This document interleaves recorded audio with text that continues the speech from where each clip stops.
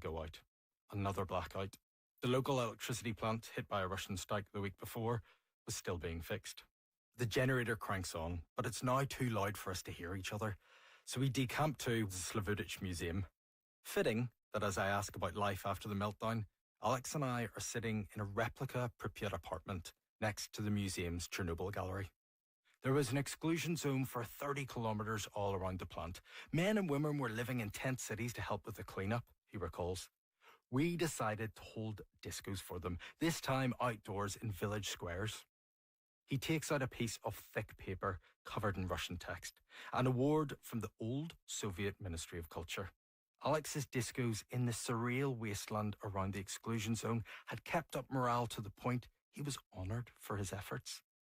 Once the initial cleanup of Chernobyl was finished, Alex hosted parties for the builders tasked with constructing a new city from scratch, the city which would become his home, Slavutich. Alex becomes reflective when I ask what he thinks of this Soviet model city in the 40th year since the evacuation of the city it replaced. Pripyat will always be the city of my youth. Slavutich is a great place too, and also very vibrant. But it's not the same. Jordan Dunbar. And you can hear more of the story of that DJ, his hometown and his fans in The Last Dance Floor in Chernobyl, available now on the BBC's The Documentary podcast. Thanks for listening. I'm Pascal Harter. The producer was Polly Hope, and we'll be back next weekend here on the BBC World Service. That was the BBC. Good morning, Manitoba. It's the morning show on CBC, 89.3 FM, 990 AM on your app and YouTube. This is Information Radio. I'm Marcy Marcusa with our team here, blowing in with the Monday morning show. If you're in Winnipeg, wow, the wind last night started late yesterday afternoon and overnight, and still this morning, just gusting. So strong winds. Weather in a moment. Let's say good morning to the team. Sierra Sanders is directing the show, and we'll cover the commute. Good morning, Sierra. Good morning, Mr. Darren Marash, who is the producer of our YouTube stream. So say hello there if you watch the show. We have lots of visuals and live guests coming up today. Also, good morning to Mr. Abby Adiemi, who's behind the controls. Abby will cover weather on the show. Right now, though, I'll give you the little notes here. Mostly cloudy in Winnipeg, really windy, winds northwest at 55. It's 3 degrees. Brandon has some light rain in parts of the city this morning. It's 2 degrees for you.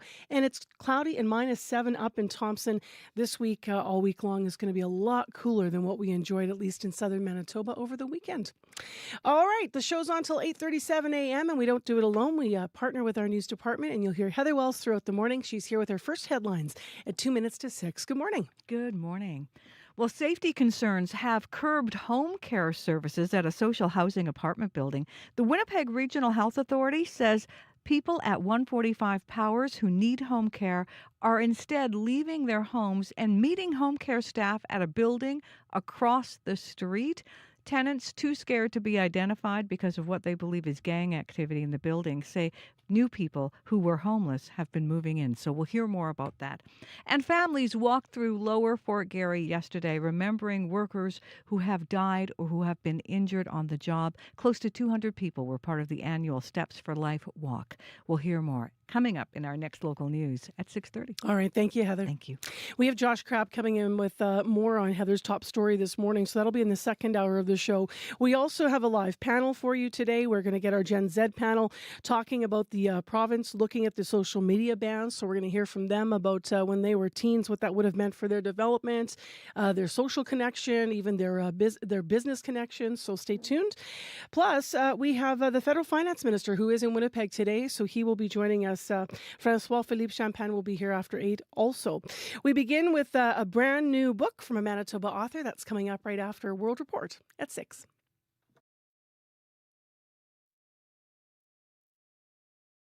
On cue. Imagine picking up a guitar for the first time when you're in your 20s, you learn a few covers from YouTube, and then months later, Elton John is on the phone calling you the next Bill Withers. That's what happened to Cassius Culpepper. He'll be here to tell you his story, and we debate the best way to eat Vienna sausages. Fry them up, slice it up in half, put jelly on it, grape jelly. Q with Tom Power, this morning at 10:30 in Newfoundland, and on CBC Listen, or wherever you get your podcasts. This is World Report. Good morning, I'm Martina Fitzgerald. Iran says it has stopped a U.S. warship from passing through the Strait of Hormuz. An Iranian news agency says 2 missiles hit the vessel after it ignored warnings. Iran has warned U.S. forces to back off the Strait of Hormuz, saying it would attack. Still, U.S. President Donald Trump says his military is prepared to guide vessels through the critical waterway. The CBC's Willie Lowry joins us from Washington. Willie, what is the latest from the White House? Martina, Operation Project Freedom aims to essentially free an estimated 2,000 ships stuck in or around the Strait of Hormuz that are essentially hostage to this conflict. U.S. President Donald Trump, in an effort to break the Iranian stranglehold on the strait, is launching yet another military operation. Trump says the move comes at the behest of several other countries and that the U.S. will, quote, guide their ships safely out of these restricted waterways so that they can freely and ably get on with their business. But it's unclear how exactly the U.S. will do that. In a statement, Central Command said the U.S. military had beefed up its presence and would support the operation with guided missile destroyers, over 100 land and sea-based aircraft, multi-domained unmanned platforms, and 15,000 service members. Iran, meanwhile, is warning that it will target foreign forces transiting through the waterway. And Willie, what are we hearing in terms of negotiations? The two sides continue to talk via Pakistan, but so far have been unable to bridge their differences. The U.S. rejecting a recent 14-point plan proposed by Iran, Trump telling Khan News, an Israeli media outlet, that the latest proposal was not acceptable. But in his post announcing Project Freedom, he said that his representatives, quote, are having very positive discussions with Iran. A spokesperson for Iran's foreign ministry says the country will be reviewing America's response to their proposal. The CBC's Willie Lowry in Washington. Thank you, Willie. My pleasure. At least 3 people are dead after a rare hantavirus outbreak on a cruise ship. It happened on a Dutch vessel in the Atlantic after it departed Argentina. Scott Miskovich is president and CEO of the Premier Medical Group in the U.S. He says hantavirus is most often spread by rodents. One of the things that is just going to potentially change the infectious disease world and travel medicine and wilderness medicine world is this may be the Andes variant of the hantavirus. And there are 31 cases that I have researched and I can find in the world that have been spread through human-to-human transmission. At least 3 other people from the cruise ship are sick. One is in intensive care in South Africa.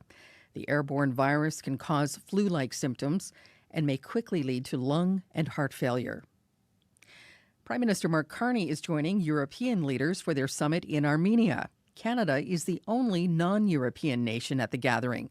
The European political community is pledging to stand by Ukraine in its fight against Russia, a move that Canada is supporting.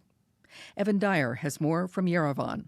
Canada will give about $270 million to fund the Ukrainian war effort, drawn from a pool of money that was announced last year.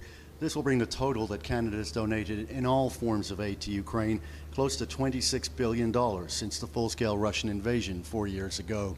Canadian money will be used to buy American munitions for Ukraine. Canadian officials say Ukraine's greatest need is for ballistic missile defense, the same kind of systems that have been rapidly depleted during the U.S. war in Iran. But Prime Minister Mark Carney says he's confident the U.S. will be able to provide what Ukraine needs. The munitions are being made available by the Americans, so it's a question of financing and getting them there. We're doing that. Carney met with Ukraine's President Volodymyr Zelensky shortly after the announcement to discuss the war. Russia's continued to hit Ukrainian cities from the air during the summit, and Ukraine has continued to show its ability to hit back, with another drone exploding in the Russian capital overnight. Zelensky's presence in Armenia, which Moscow long saw as its most loyal partner among the former Soviet republics of the Caucasus, has clearly annoyed the Kremlin. This week, Russia signaled that annoyance by banning the sale of Armenian mineral water.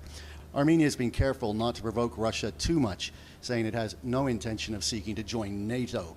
But hosting Russia's archenemy Zelensky will surely raise the ire of Vladimir Putin. Evan Dyer, CBC News, Yerevan. Former New York City mayor and one-time Trump advisor Rudy Giuliani is in hospital. A spokesperson says he is in critical but stable condition. It's not clear why the 81-year-old went to hospital or how long he's been there. CBC News has learned an Ottawa police sergeant who died in March was being investigated for sexual misconduct. The allegations involved a college student he was supervising dating back 4 years. But sources say it was a recent promotion that finally prompted the investigation. The CBC's Christine Neese has details. First, though, a warning to our listeners. The story mentions suicide, sexual assault, and harassment. I just felt very pressured in that moment because he's still my teacher. CBC is not identifying this woman and has altered her voice. She's afraid of repercussions and deeply embarrassed. In late 2021, Sergeant Robert Cleroux was supervising her in a police foundations course at an Ottawa college. She says he sent her sexual messages and tried to touch her chest, among other allegations. Just thinking about it right now still makes me feel disgusted about myself. She told the college and never saw him on campus again. But Cleroux remained an Ottawa police officer, and in 2023 she posted a warning about him online. Sources say the warning spread quickly among the force. Then this past fall, Cleroux was about to be promoted, and sources say that's when a jealous colleague brought the warning to leaders. The force says Cleroux was suspended in January. His death by suicide in March brought the criminal investigation to a halt. He was never charged. I know it all. But I know some of those answers. Ottawa Police Chief Eric Stubbs won't discuss the allegations or what prompted the investigation. He says he's focused on helping Cleroux's family. Of course, victims, victims of any type of behavior is concerning to me as well. The force says it has full confidence in how it handled the allegations. But multiple officers say they want clearer answers about exactly what the force knew when and why nothing was done sooner. Christine Neese, CBC News, Ottawa.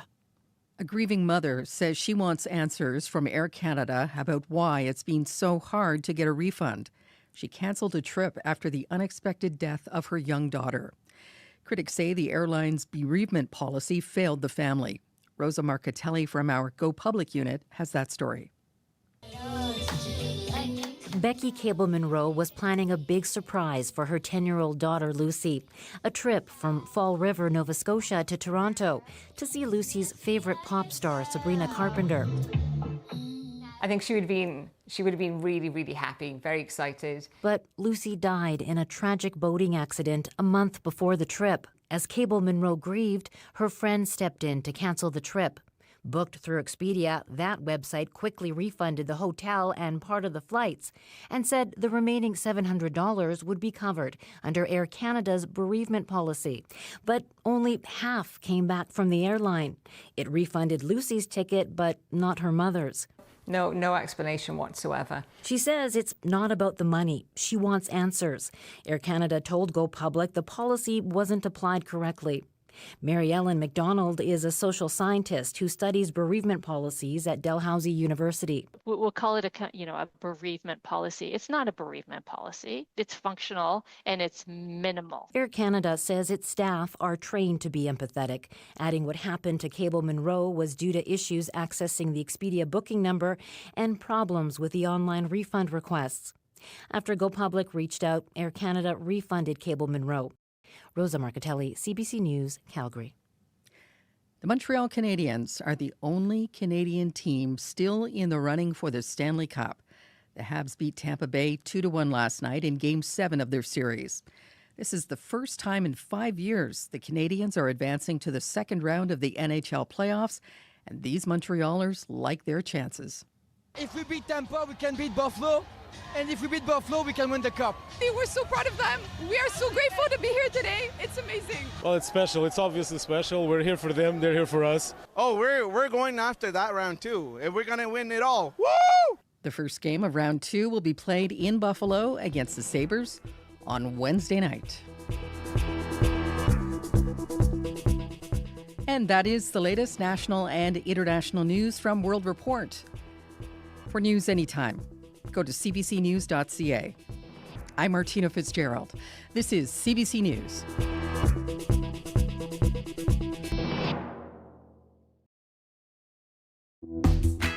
Good morning, Manitoba. I'm Marcy Marcusa. It is your Monday morning show here on CBC 89.3 FM, 990 AM on that app and on YouTube. Man, it is so windy. Heard the windows rattling. Everything's blowing around out there. That continues throughout most of the morning, in fact. And then we are in cooler conditions here, certainly for Winnipeg for the week.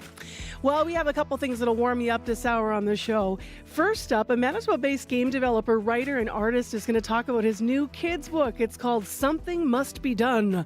And he has some copies to give away. So we'll tell you what you have to do for your chance to win. Also, we're going to get a clearer picture of who we are in this country. The latest census launches today. We're going to talk about why it's important for the government to gather the data. They haven't looked at the census. We haven't had one since 2021. So much has changed since then. So stay tuned. We're going to learn more about it and the kind of data that's going to be collected for 2026. Plus, the Canadian military, I just want to add this in, they want to drastically expand their membership. They've been struggling, though, to meet recruitment goals for years. We're going to talk to a defense expert who's going to weigh in on this, and we'll put it in the context of our military here. You might recall when CBC was in Brandon, we were reporting on Shiloh and talking about the homes that have been promised to be built in Shiloh from the federal government and some campaigns to bring more families to Manitoba. Military members, of course, leading the way. So we'll find out more about that. That's coming up. Right now, let's go to developing news. Heather Wells is in with headlines this Monday morning. Good morning. Well, chaos and crime at a social housing apartment building are getting in the way of home care services. The Winnipeg Regional Health Authority says people at 145 Powers who need home care are instead leaving their homes and meeting staff at a building across the street. It has been happening since mid-March. Tenants, too scared to be identified because of what they believe is gang activity, say new people who were homeless have been moving in. So we'll hear more about that coming up as well. 3 healthcare workers were assaulted last week by a patient at Winnipeg's Grace Hospital. Police say one of the workers had her clothes ripped when the patient tried to bite her. Another worker was also sexually assaulted and a third verbally threatened. Those stories and more coming up at 6:30. All right. Thank you, Heather. Thank you. Well, let's get into the forecast. Abby, wow. Yesterday was this cruel reminder of what it's supposed to be like. It was so nice in Winnipeg. Yeah, look at the contrast from the 20s and we're waking up to like almost zero in some regions in the southern part of the province. And it's a different picture up north. We have this chilly start across the province this morning. We're anticipating a mix of sun and clouds in most of the regions. Down south, we're seeing temperatures hover just above the freezing point, though we have this really brisk breeze making it feel even chillier than what you're actually expecting to wake up to this morning. However, we have a warming trend that will bring double digits to the south later in the day. But before then, we're going to deal with this chilly morning. And up north, we're seeing widespread smoke, widespread snow from Gillam all the way towards Churchill this morning. For Winnipeg, we're looking at 3 degrees, partly cloudy and breezy from the northwest. It's making it chilly. We're going to see plenty of sunshine in the mix today. We warm up close to 10 degrees. Then we're going to deep again tonight. And similar conditions across the southern regions. We're seeing 1 to 5 degrees in most regions. While up north, we're looking at temperatures as close as -10 around Tuduli Lake this morning. Lynn Lake -7. And around Churchill, we're seeing -6, -5s in the region. Churchill currently seeing light blowing snow in May, Marcy. Yep. Not fun. Not fun, but Very Manitoba. Winnipeg, we're starting with mainly cloudy conditions, 3 degrees at this time. We get close to 10 later in the day. All right, let's get into what's happening on the morning commute. And just to remind you where you need to call if you see something, here's Sierra Sanders. Good morning. Not too much going on the commute so far as we kick off the show this Monday. But if there is something that is getting in your way, whether you are here in the city or anywhere else in the province, I'd love to know about it. The number to call this morning is 204-788-3093.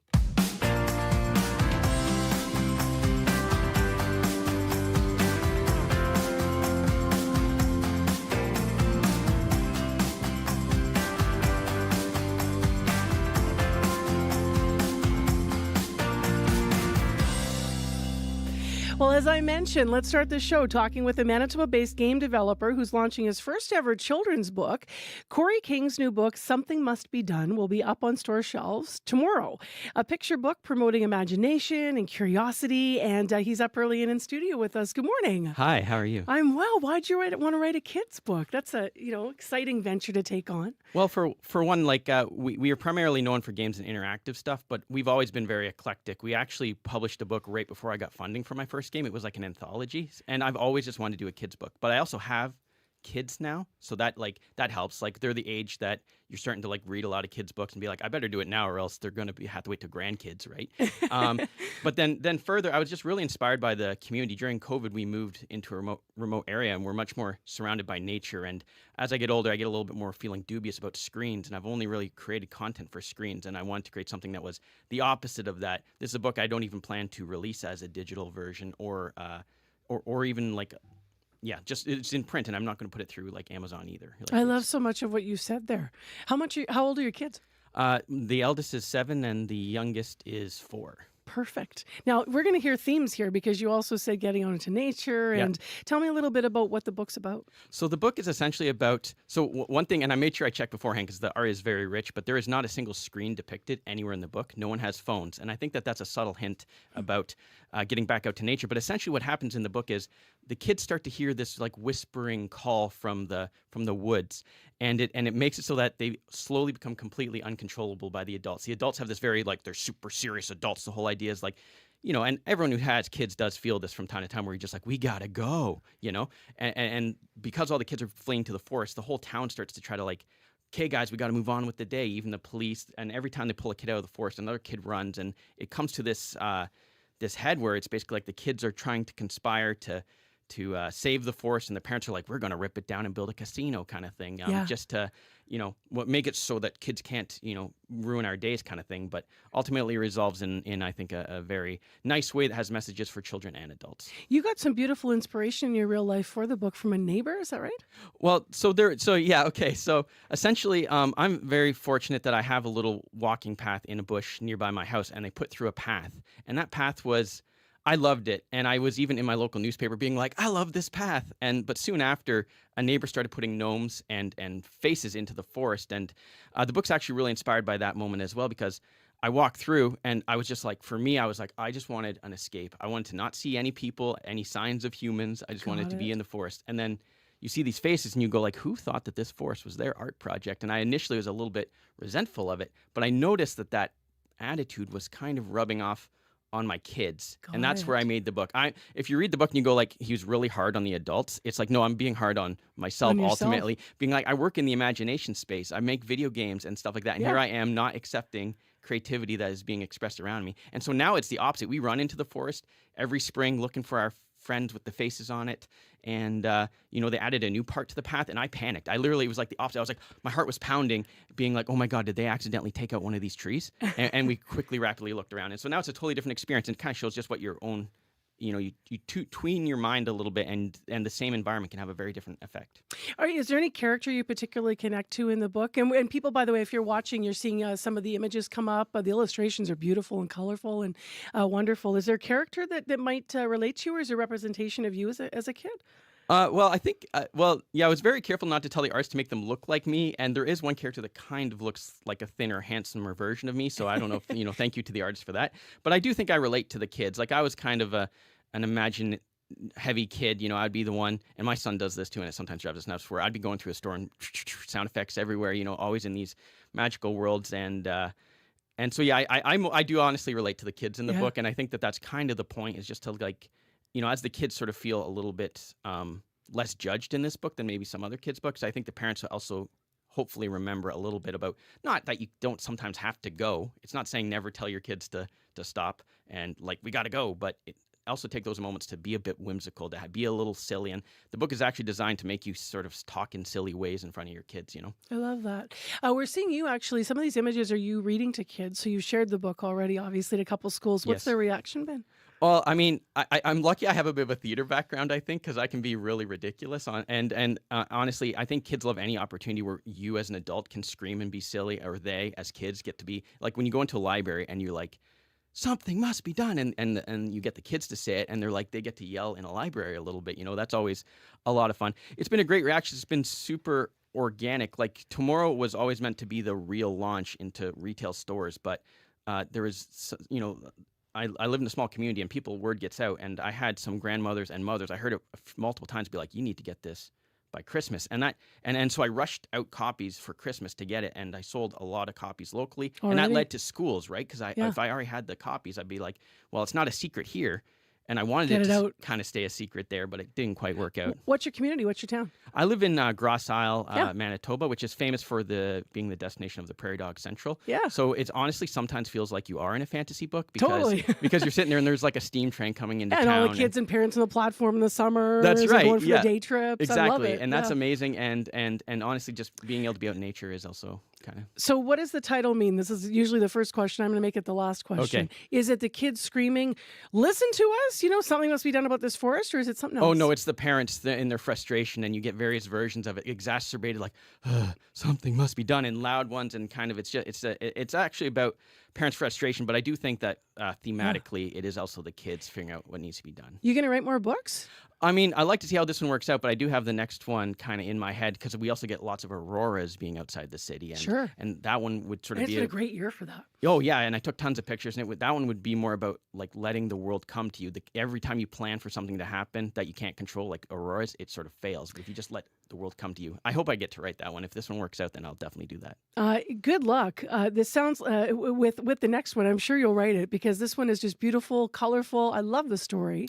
You've got a little Robert Munch going on here when you're talking about all this. Something must be done in all your theatricals. Yeah, I grew up in the same town as Robert Munch actually works in. Guelph, Ontario is where I grew up, and he's a huge inspiration to my kids. Oh, I just want to make sure people know that tomorrow it's going to Kenaston Common Indigo and Chapters Polo Festival, which is the one by Polo Park. That's where the launches will be. That's where the launch is, and then there'll be more stores after that, but those are the first two. Hold up the book before you head out of here because we're going to give away 2 of them. Is that right? Yes, that's right. Perfect. So there's the book, and there's Corey. And if you want to win a copy of Something Must Be Done, what do we decide we should ask Corey?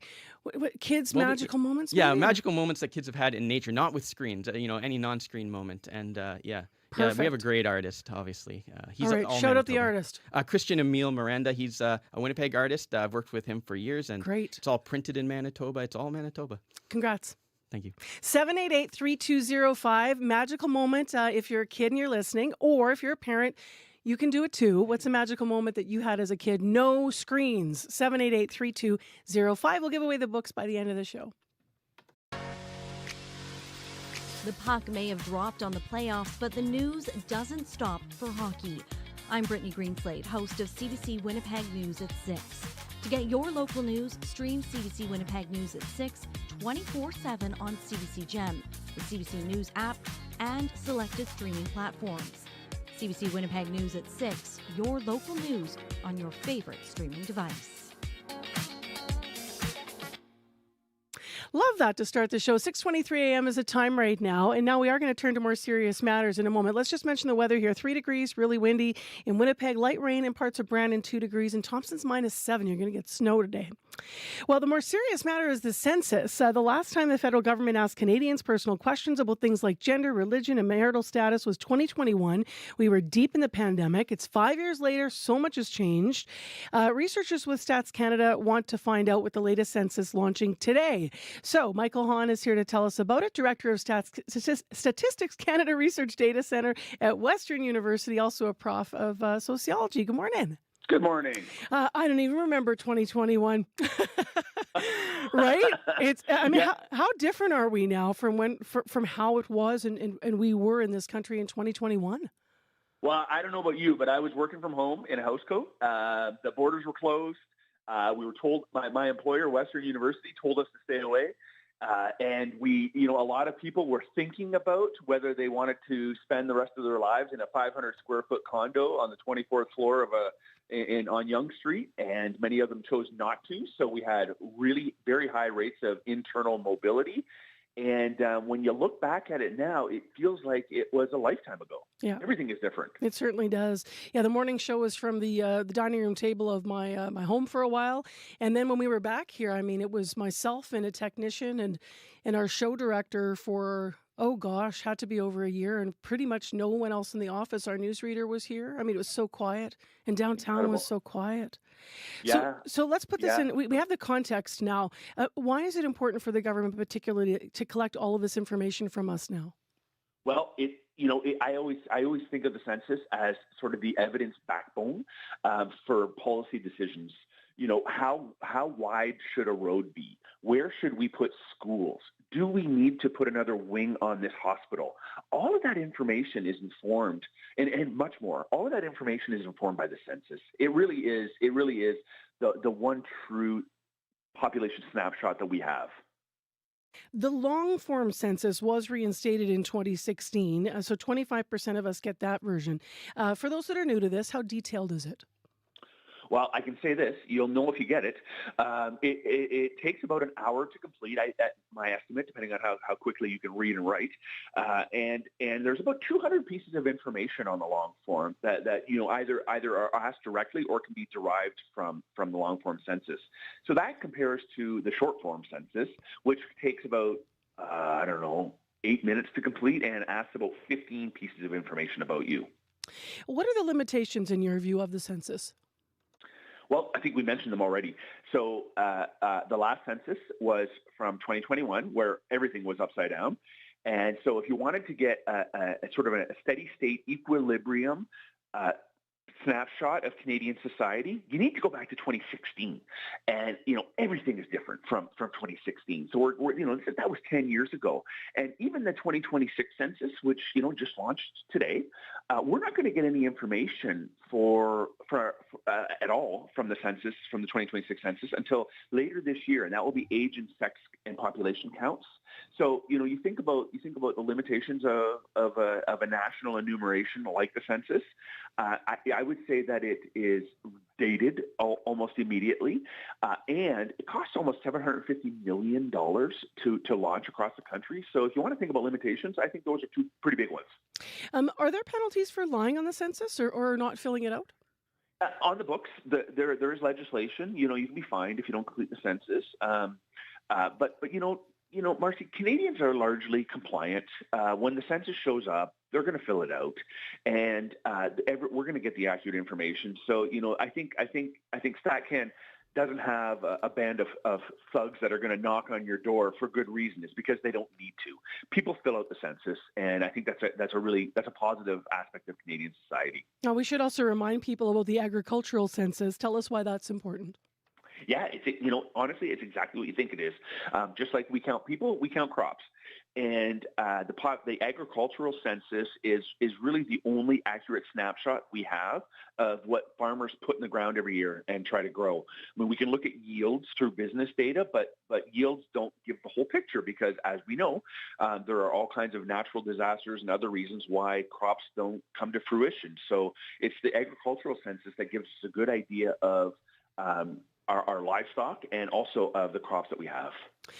In this era of increased, concerns about security around our data, people might wonder how secure our information is when we share all of this. Yeah, very, very secure. I mean, if you want to access, the short form census comes out in a public use version that you can access.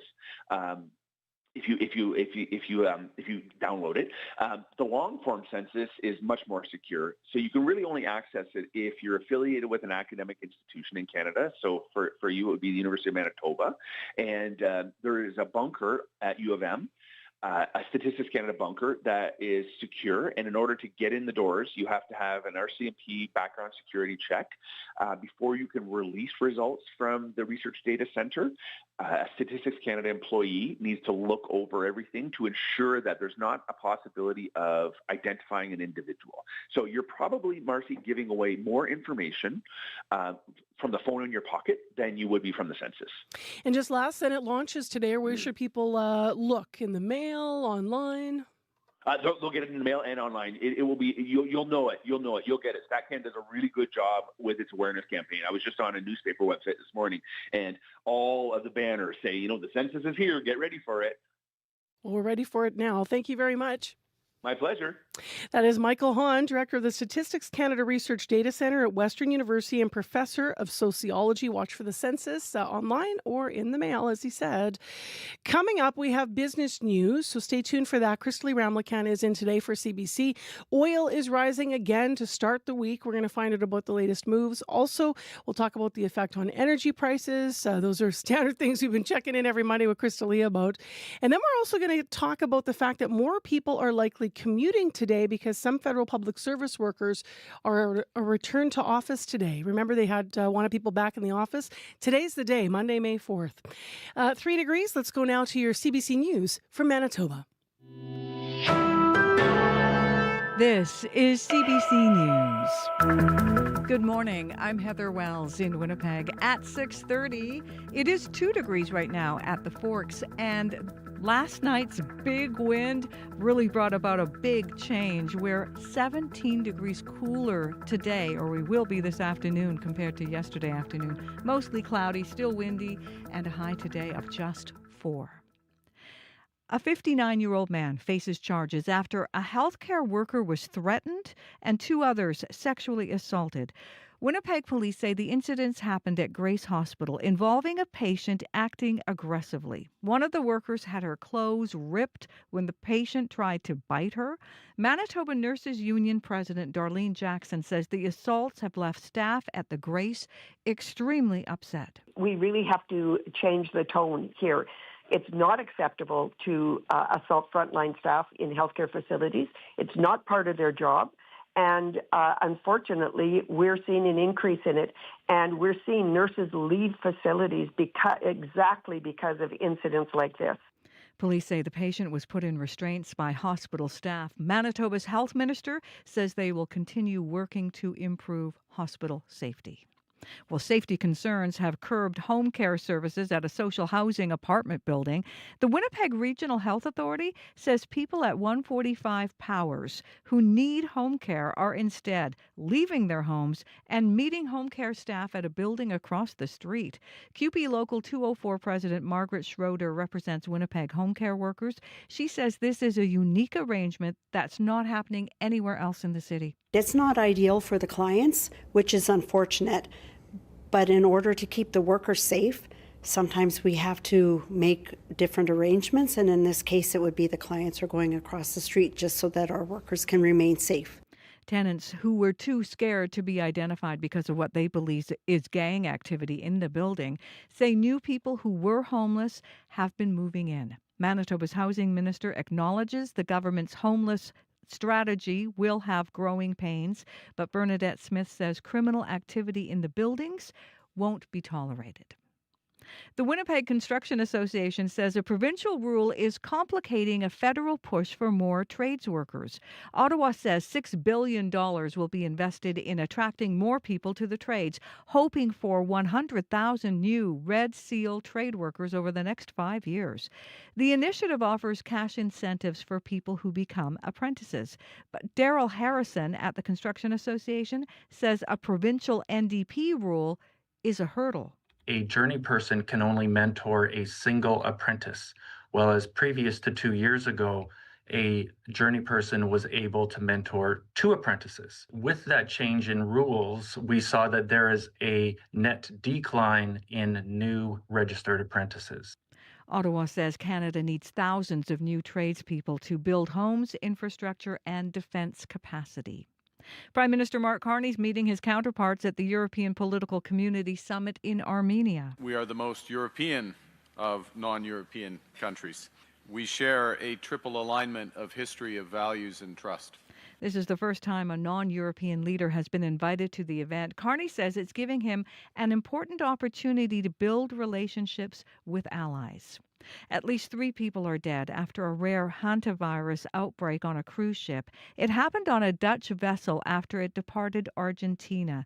David Sefrantes, Chief of Special Pathogens at Canada's National Microbiology Lab here in Winnipeg, says 3 key steps must be taken. Early identification of cases, seeking medical attention, and getting into facilities.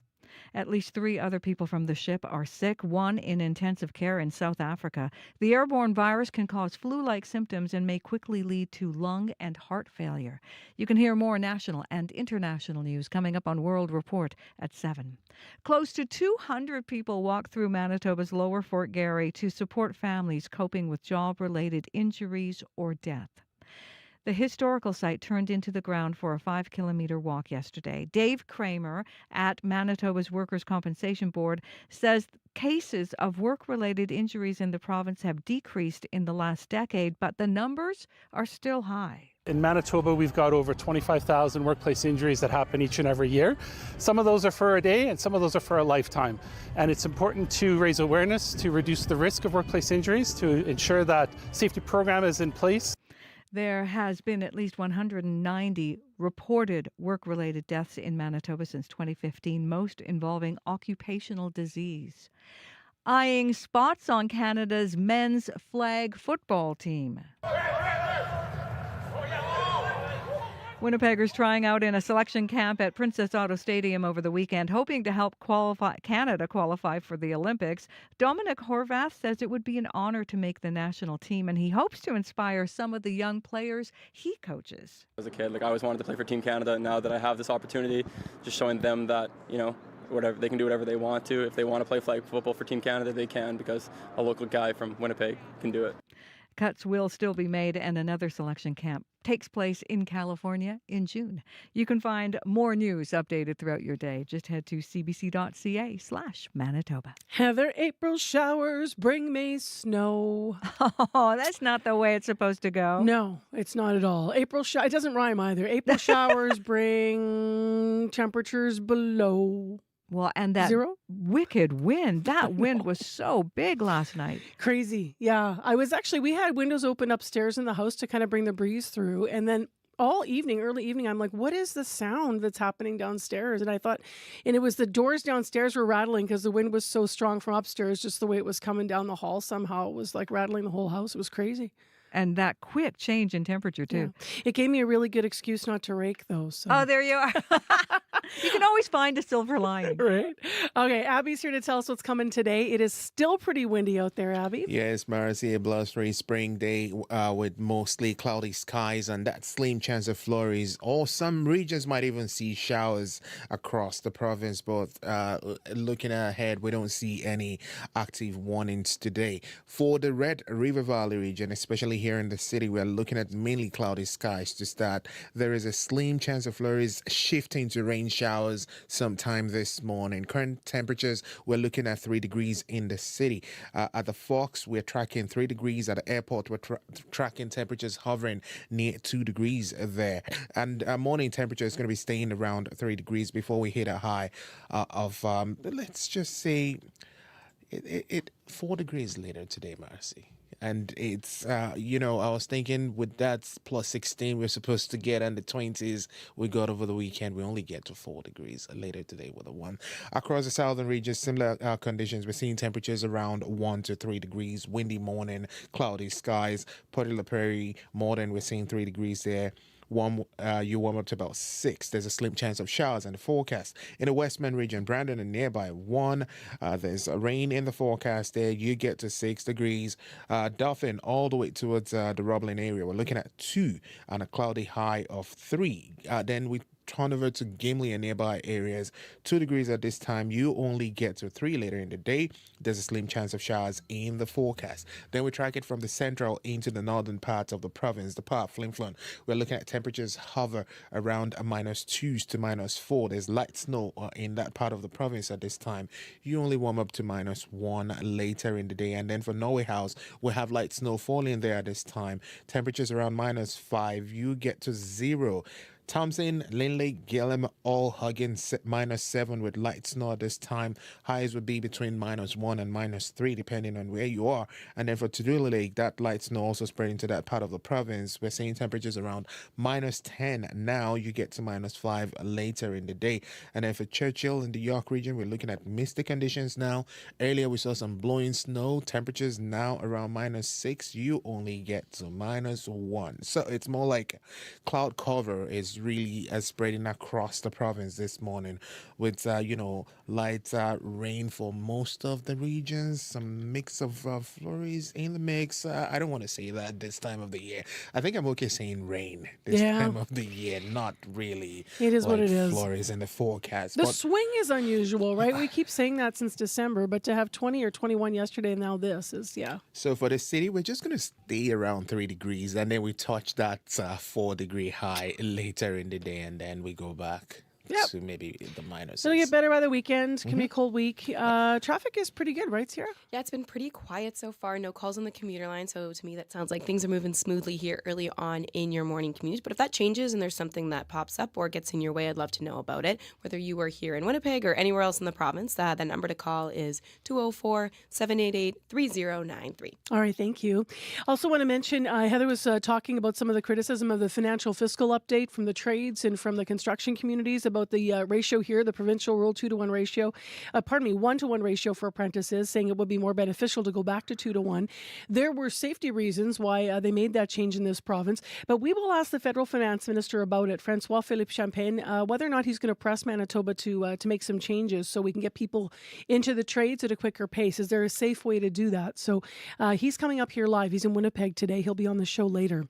Right now, Crystalie Ramlakan joins us live. She's here via Zoom with our business news on CBC. Hello. Hey, good morning, Marcy. So let's start with oil, as we so often have on Monday mornings. To start the week, what's behind the latest move in prices?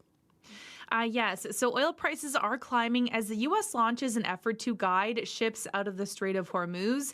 But Iran is rejecting the plan and is warning it will attack any vessel trying to enter the critical waterway.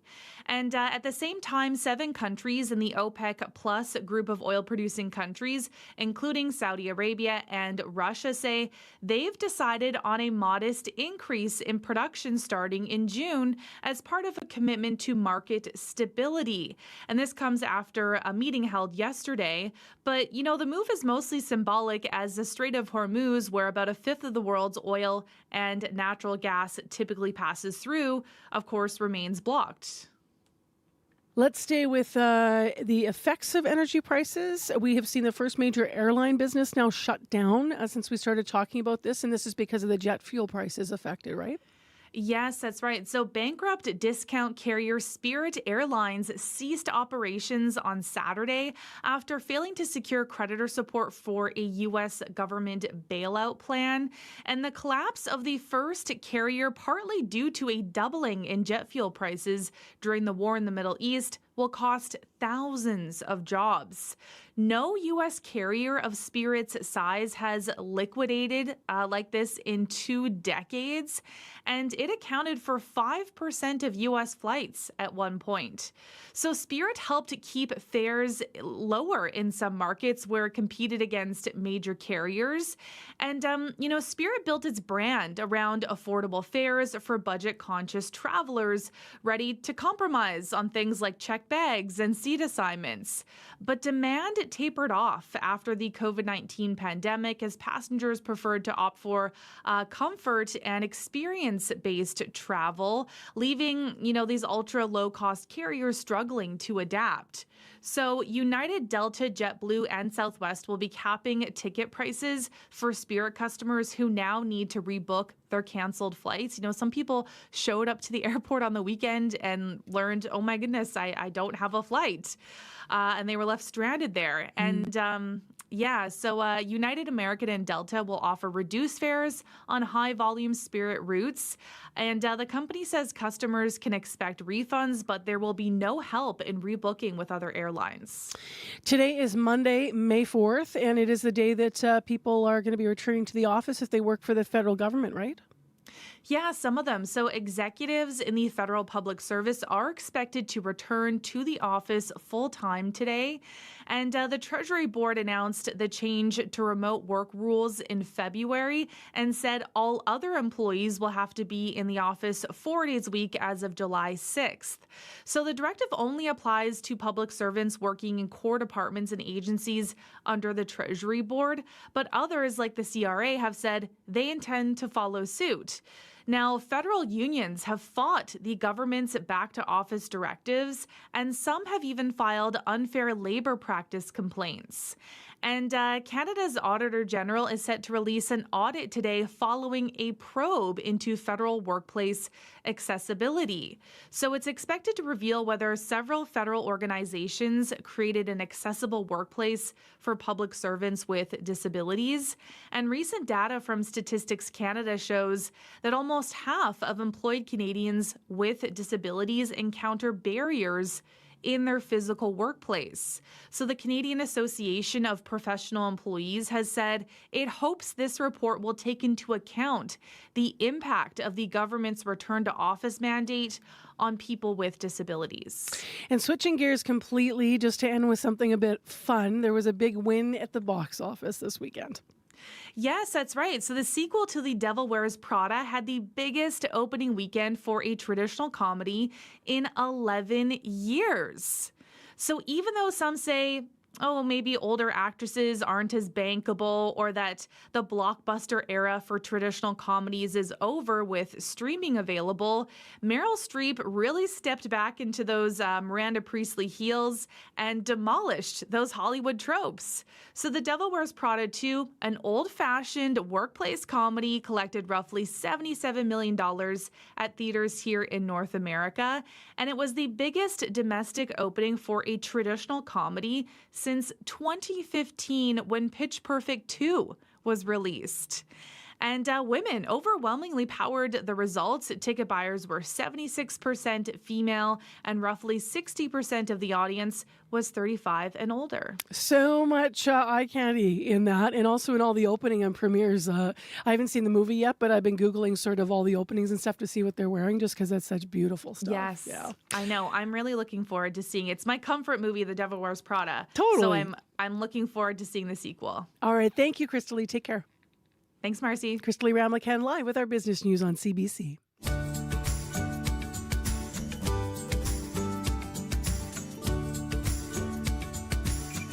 Well, from a comfort movie to comfort music, Selkirk-based songwriter Jade Turner, who's a member of the Mississippiwistic Cree Nation, brings us local music this morning. This is her tune, Breathe.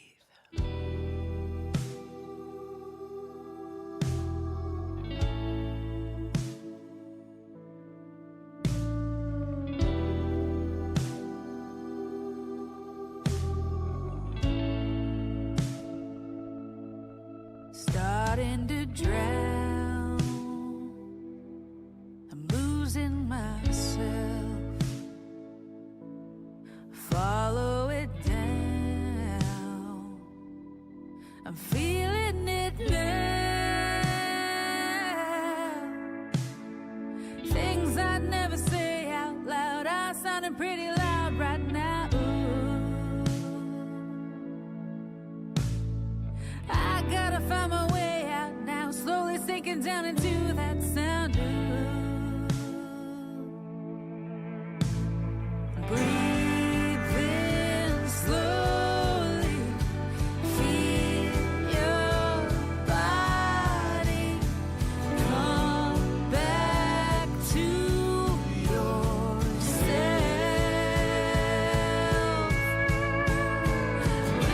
Whisper softly, feel your heartbeat, find some solid ground.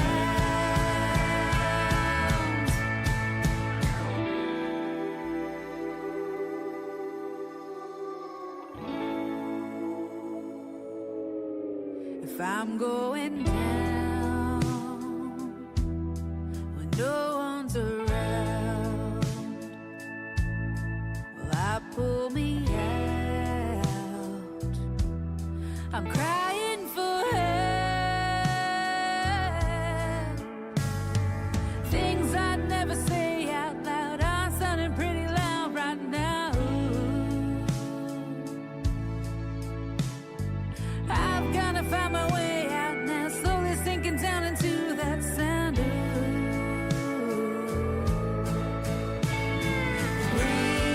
Breathing slowly, feel your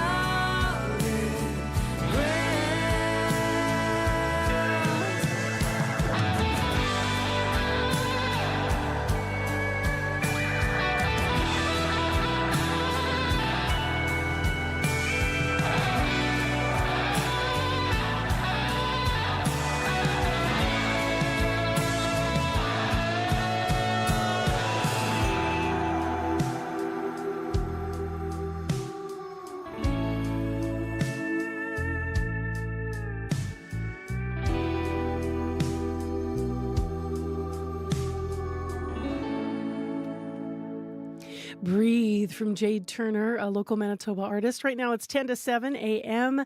Getting ready for your Monday morning here. You're on Information Radio. Thanks for joining us on CBC 89.3 FM, 990 AM on the app and YouTube. Traffic looking good. Give us a call. If not, 788-3093. We're also looking calls to give away some kids' books. So lovely, colorful kids' books with such a great message to get out into nature, to defend the trees in the forest, to remember the magic of getting excited about each and everything and not rushing your life, to just stop and look around. Corey King wrote a beautiful new book called Something Must Be Done. The local author was in studio talking with us earlier. We have 2 copies to give away. If you want to call us and tell us about something magical that you spotted out in nature, no screens, something magical that made you feel like a kid, or if you have a kid in the house, let them call. 788-3205. We have 2 copies of the kids' book we're going to give away. Well, next on the show, you might recall that CBC Manitoba's Information Radio was live in Brandon for a couple of shows last month. One of the things that came up with the mayor was about nearby Shiloh and what they are going to be experiencing. CFB Shiloh is on the books for the federal government to have new housing units in place, 80 plus of them. And we understand there could be a plan to add about 100 military people a year for 10 years as they try to boost the ranks.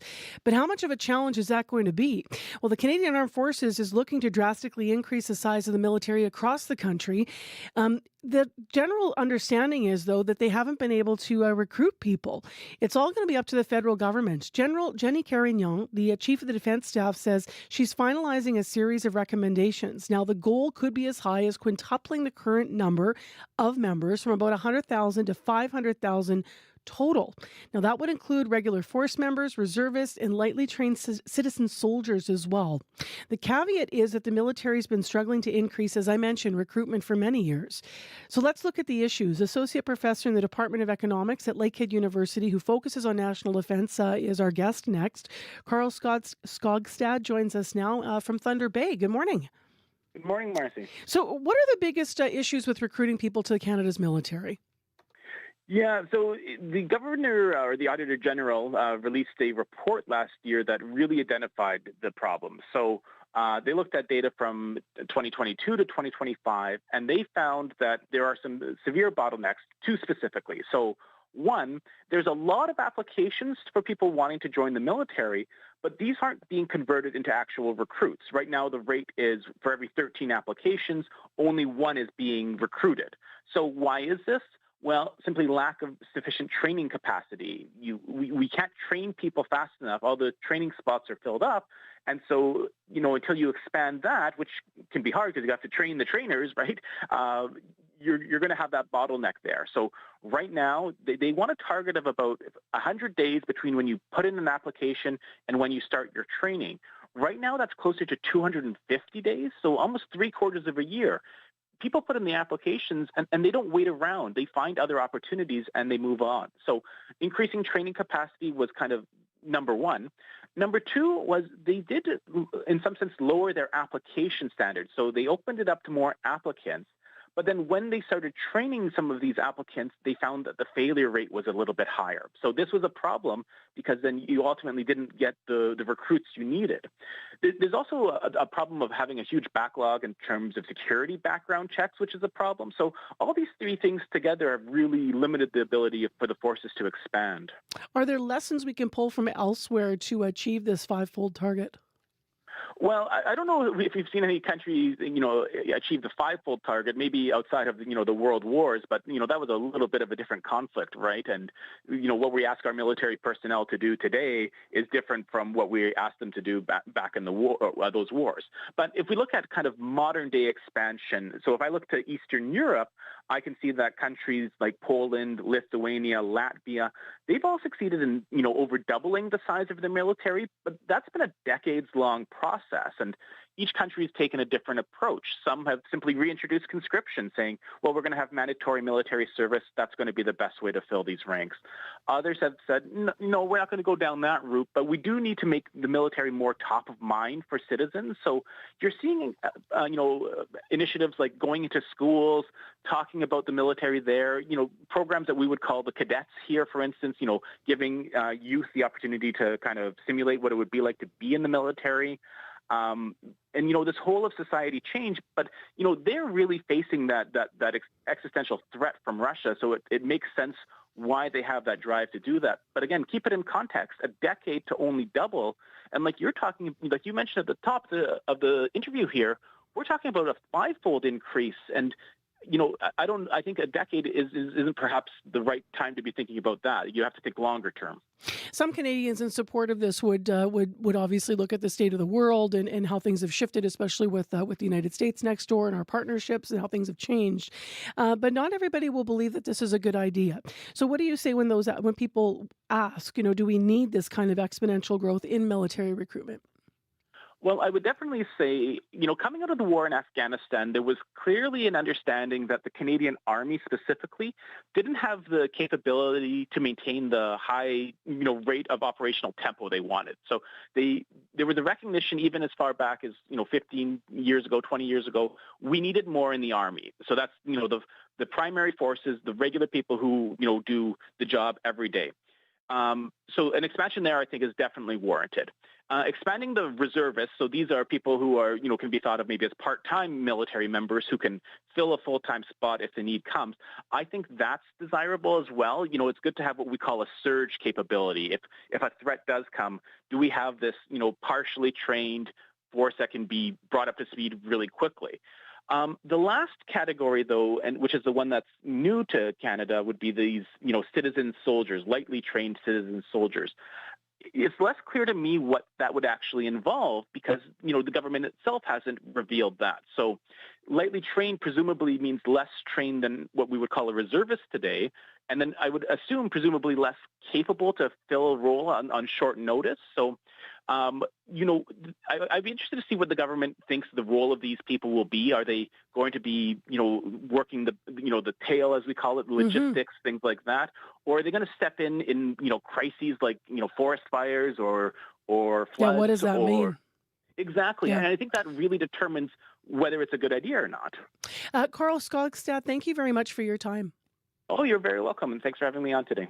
The live conversation with Carl Skogstad, Associate Professor in the Department of Economics at Lakehead University, with us this morning, and a specialist on national defense.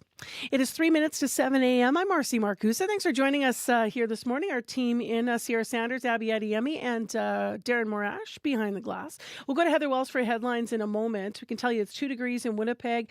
Our high today just 4. It's been windy from overnight. Today, 30% chance of flurries could turn to rain in Winnipeg, and our winds still going to be up to 70 this morning, so it's going to be blustery. The commute this morning, we did hear a couple of things on the commuter line.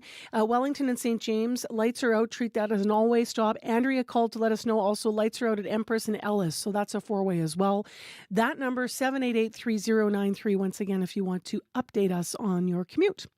In the next hour of the show, there's yet another new artificial intelligence trend. It's called AI baby slop. It's a barrage of low-quality AI content that's targeted to babies. Coming up, we're going to talk to a Winnipeg early childhood educator about the risks of letting your children watch this kind of content. So stay tuned before you plunk the kid down. In addition, in the next hour, a lot of us like to try new spots when it comes to food, but one industry leader warns that could change.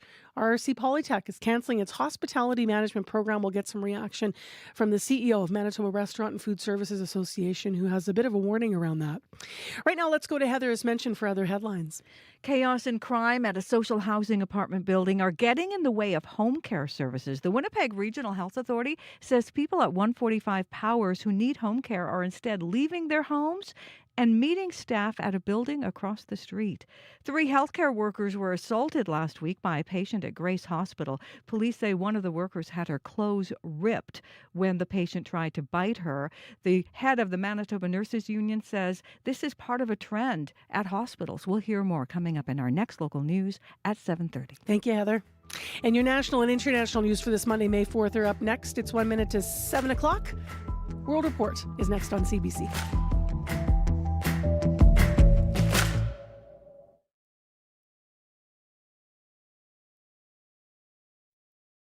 On the current. It is a striking image. Celebrities who are suddenly extremely thin, a trend driven by GLP-1 drugs. Body positivity is no longer trending. which is terrifying. Like, everyone is shrinking. We'll look at how this is changing our ideas around what's a normal body size and the effects on mental and physical health coming up on The Current. The Current with Matt Galloway. This morning at 8:37, 9:07 in Newfoundland, and on the CBC Listen app. This is World Report. Good morning, I'm Martina Fitzgerald. The U.S. is denying claims that one of its vessels has been hit by Iran in the Strait of Hormuz.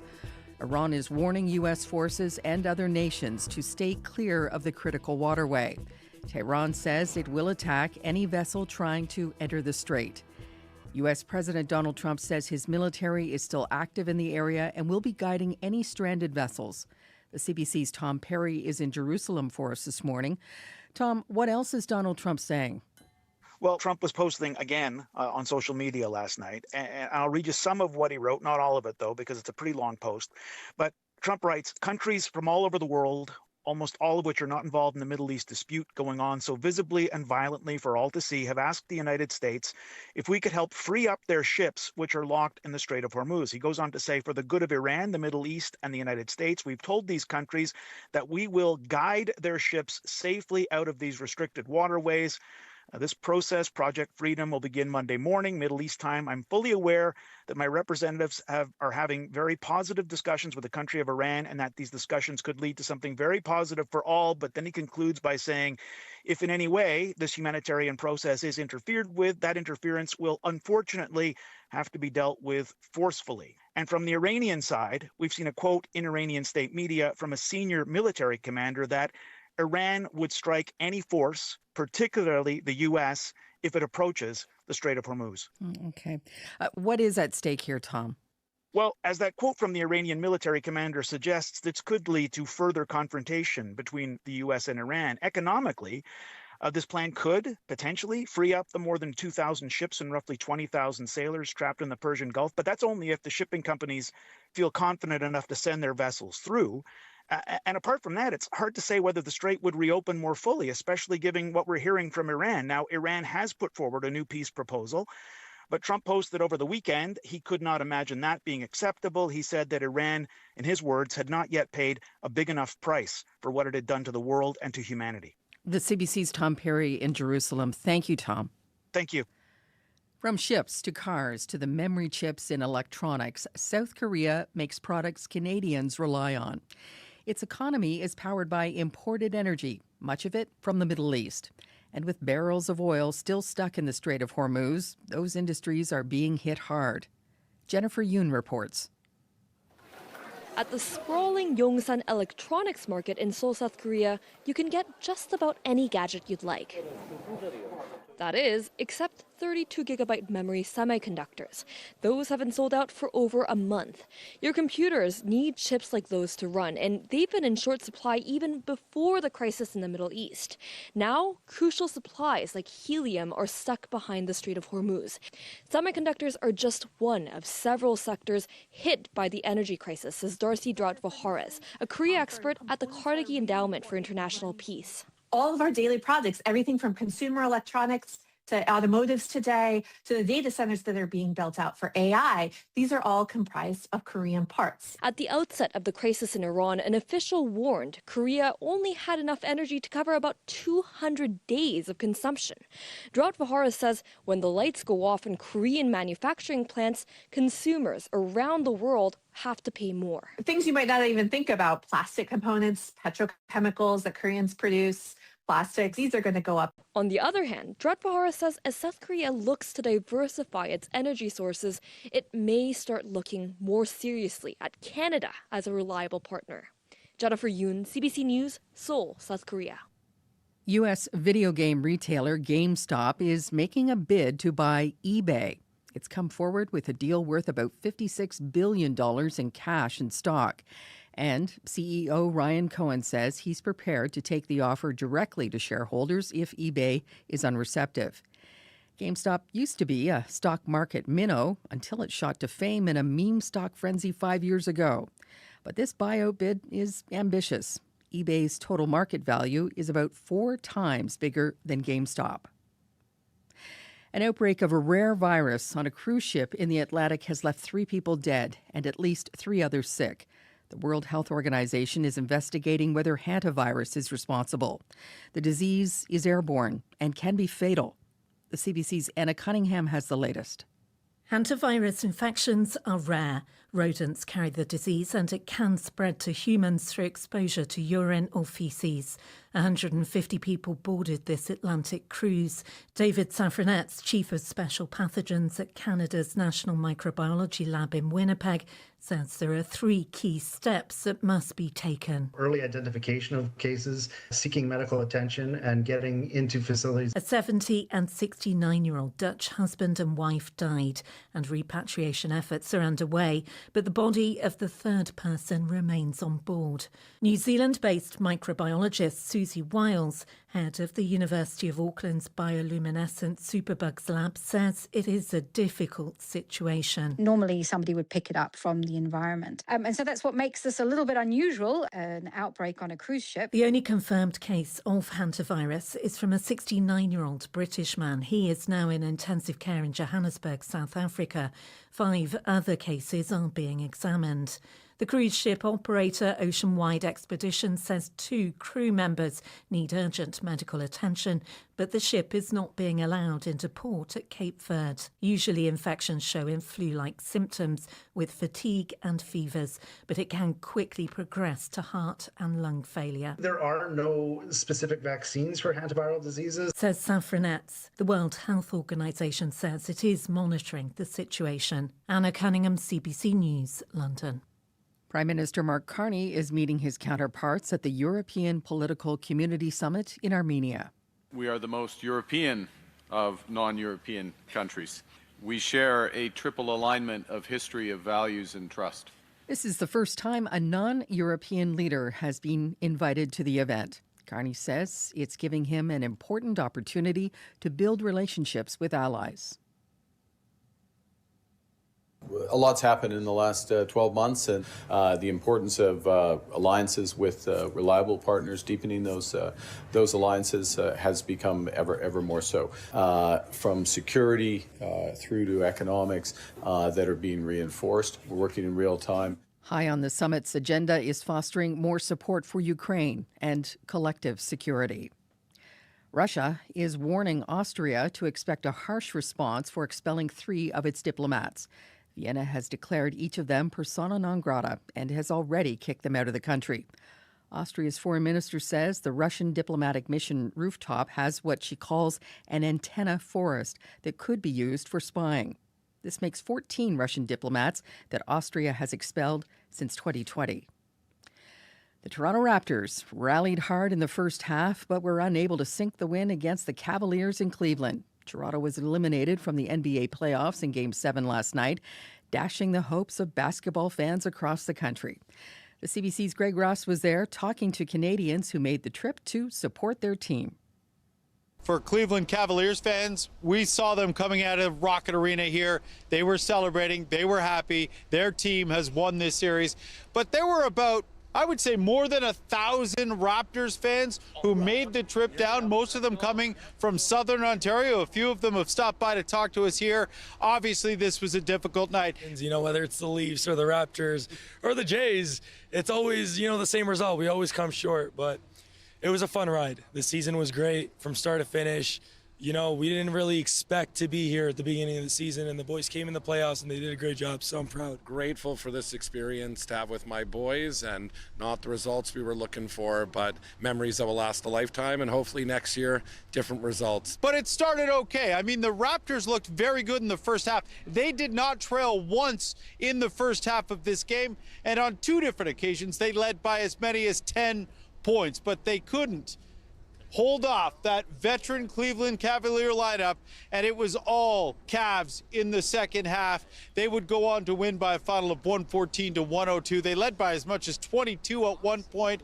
Raptors push it to 7 games, but they are not able to close out the series, but they are a young team, and I think all of these fans here would agree that the future looks promising for the Toronto Raptors. Let's go Raptors! Let's go Raptors! And that is Greg Ross in Cleveland. And that is the latest national and international news from World Report. I'm Martina Fitzgerald. This is CBC News.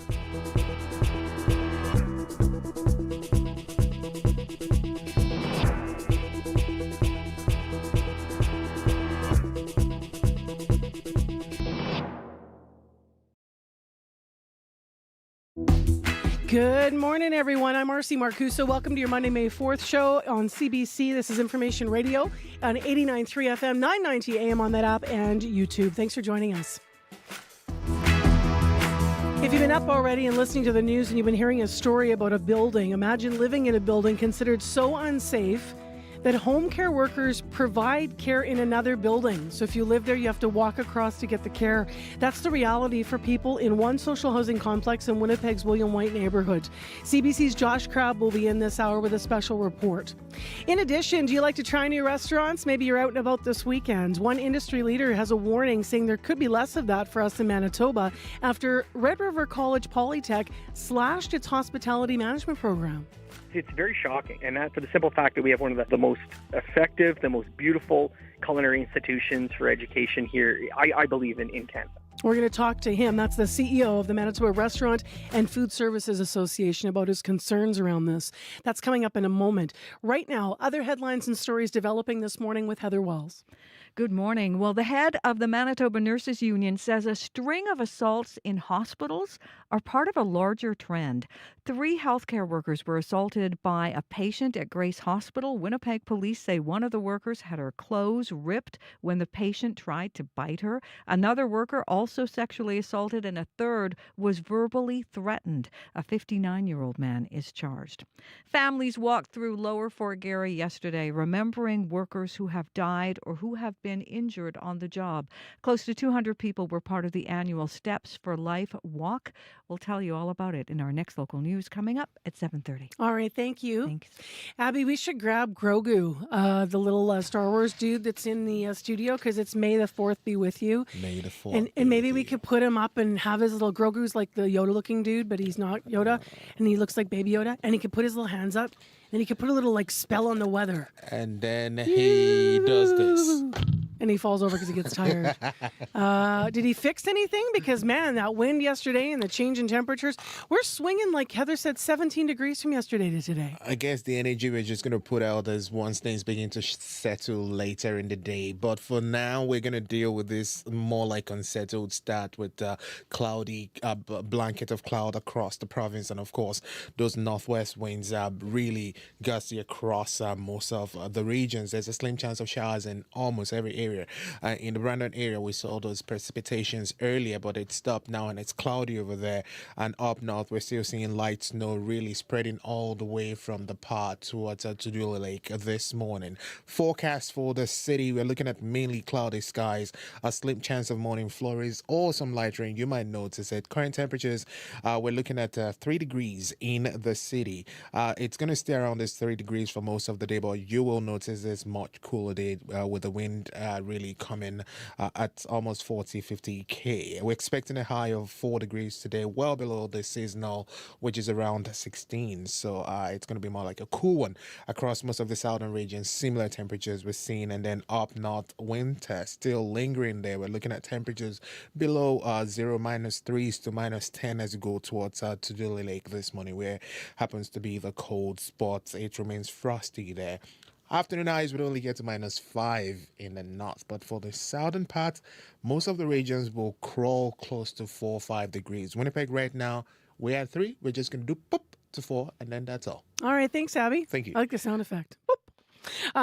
In traffic, we have a couple things to mention with Sierra Sanders. Yeah, we do. Got a call from Andrea in the last hour about at Empress and Ellis, the lights were out in all directions in that area. She said no backups quite yet there, but keep an eye out for that. And obviously, with the lights playing out, make sure you treat it as an always stop and proceed with caution and be patient with your fellow drivers there. As well as seeing some lights out at Wellington and St. James Street there. Those traffic signals aren't working as well. That's coming from the Winnipeg Traffic Management Center.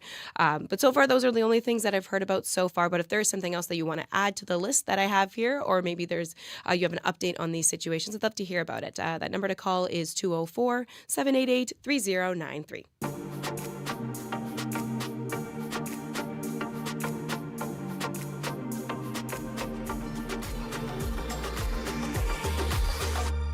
Well, as I mentioned, you might see fewer new restaurants popping up across the province, according to my next guest. RRC Polytech last week announced they were cancelling some programs and suspending other programs and reducing capacity in yet a few more programs.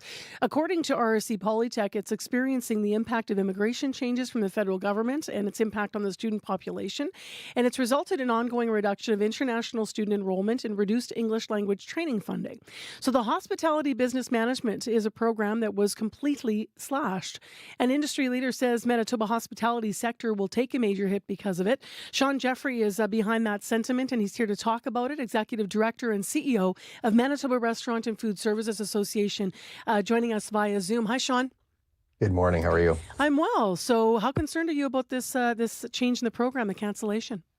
Very concerned. Yeah, it's very concerning for the simple fact that this is a major channel way into our industry. It's a great starting point for people that want to make the hospitality industry a career. And it's a great way to be able to really gather some skills that maybe you might not have in preparing yourself for a career in our industry. It's a unique industry, has a pretty unique set of skills, and we need to, these programs have been really great at kind of preparing people for having a long-term career. And those long-term careers are your next owners of restaurants. So, a lot of restaurants, if you talk to a lot of restaurant owners out there, they started as dishwashers and servers and cooks and then supervisors, managers, and then purchased those restaurants later in their careers. So when we lose that channel way, and a lot of those people also spent a lot of time at these educational institutions. And so when you eliminate these programs, it just takes another pathway for people to kind of go into the hospitality industry off the table. I was going to ask how you know that it's going to have an impact, first of all, on your industry. Do you, I don't know if there's any data or if it's just word of mouth to talk to people that they say, yeah, I went through RRC? Yeah, that's exactly it. In my many years in this position, and then obviously it's almost 20 years managing in the restaurant industry prior to this, the amount of people that went through these institutions and went through these programs, myself included, we really use them as a pathway to really look at it as a career in the hospitality industry. And on top of that, those peoples are feeders into our industry through different industries too. So not only the hospitality industry is going to be affected, but you look at the supplying industry, the beverage industry, those industries too have a major pathway from these educational programs into their industries as well. And when you lose that support program as well, and that support staff in the future, you're going to find yourself really seeing a lot less availability for people to open up restaurants. And Manitoba, our industry, like any industry in any province, requires growth. And we're already seeing some pretty significant declines in revenue in this industry and lack of investment. So we're really seeing... Go ahead. I just want to inject there. So significant declines, lack of investment. Can you give us some examples? Yeah, absolutely. Manitoba is actually currently sitting as the lowest growth province in Canada right now at a negative 2.8% growth year over year. For restaurants? For restaurant industry. Yeah. So that's the lowest in Canada. There's only 2 provinces in Canada that have negative growth. And we've seen major declines in investment in the province since the pandemic. And look, during the pandemic, we were closed for close to a year and a half. And we lost a lot of our higher level managers, supervisors, and the people that would be buying restaurants right about now and into the future. And that's also causing a major hiccup in that. And not having these programs is obviously going to contribute to that. So what's contributed to? Well, you talked about what's contributed to. Is COVID the reason that we're seeing those declines still now, or what else has contributed to that? Absolutely. Yeah. No, it started obviously during COVID when you were closed, a lot of these people that were in those positions, especially the managerial positions, had to leave because they couldn't afford to live on government programs. So they left and went to different industries. Industries that are still open, and we still haven't recovered those positions. And when you lose an educational program like at Red River, you just lose that future growth. Those people coming out of high school. Look, we have a pretty thriving, high school culinary and hospitality programs jobs here in Manitoba. But we have nothing to be able to support them after that. And so those people are just going to look to other provinces and other schools, and we're going to wind up losing people that could have stayed in Manitoba and been business owners here in Manitoba. When you look at filling hospitality positions, it's not just a struggle in sort of independent shops, but also in chain restaurants. What's the mix of sort of locally owned restaurants and chain restaurants? How does that fit into what we're talking about in terms of how you see our landscape changing in this industry? Yeah, you're already seeing a pretty major decline, not just in Manitoba, across Canada in independent restaurants. Last year we lost 7,000 and we're projected to lose another 4,000 this year, just on the inflationary pressures of operating a restaurant in this day and age. But also what you're seeing too is you're seeing those chain restaurants too not expanding or growing within the province itself because of lack of support from having management. I've spoken to many owners of large chain restaurants who have been looking for years to try to, fixate and fill their complement of managers inside their business, and they just can't do it. And then, you look at something like this, that educational, institution not being able to put out potential, managers in the future, even experienced or not, having that education means a lot. And not having that availability anymore is really going to make it tough to be able to grow additionally, even if you're a chain restaurant. Where does Immigration fit into this conversation in terms of when you think of the workers? You're already wanting to answer. It's massive. It's massive. Our federal government is really, made a significant impact by reducing immigration. Look, immigration was reduced by the federal government to address things like housing challenges, but we don't have those problems in Manitoba. Those are problems in Ontario and in British Columbia, but we're unfortunately in Manitoba are paying the price for that because the federal government's painting the entire country with the same brush. So when you look at Manitoba, we don't have a lot of the significant challenges of the larger metropolitan areas.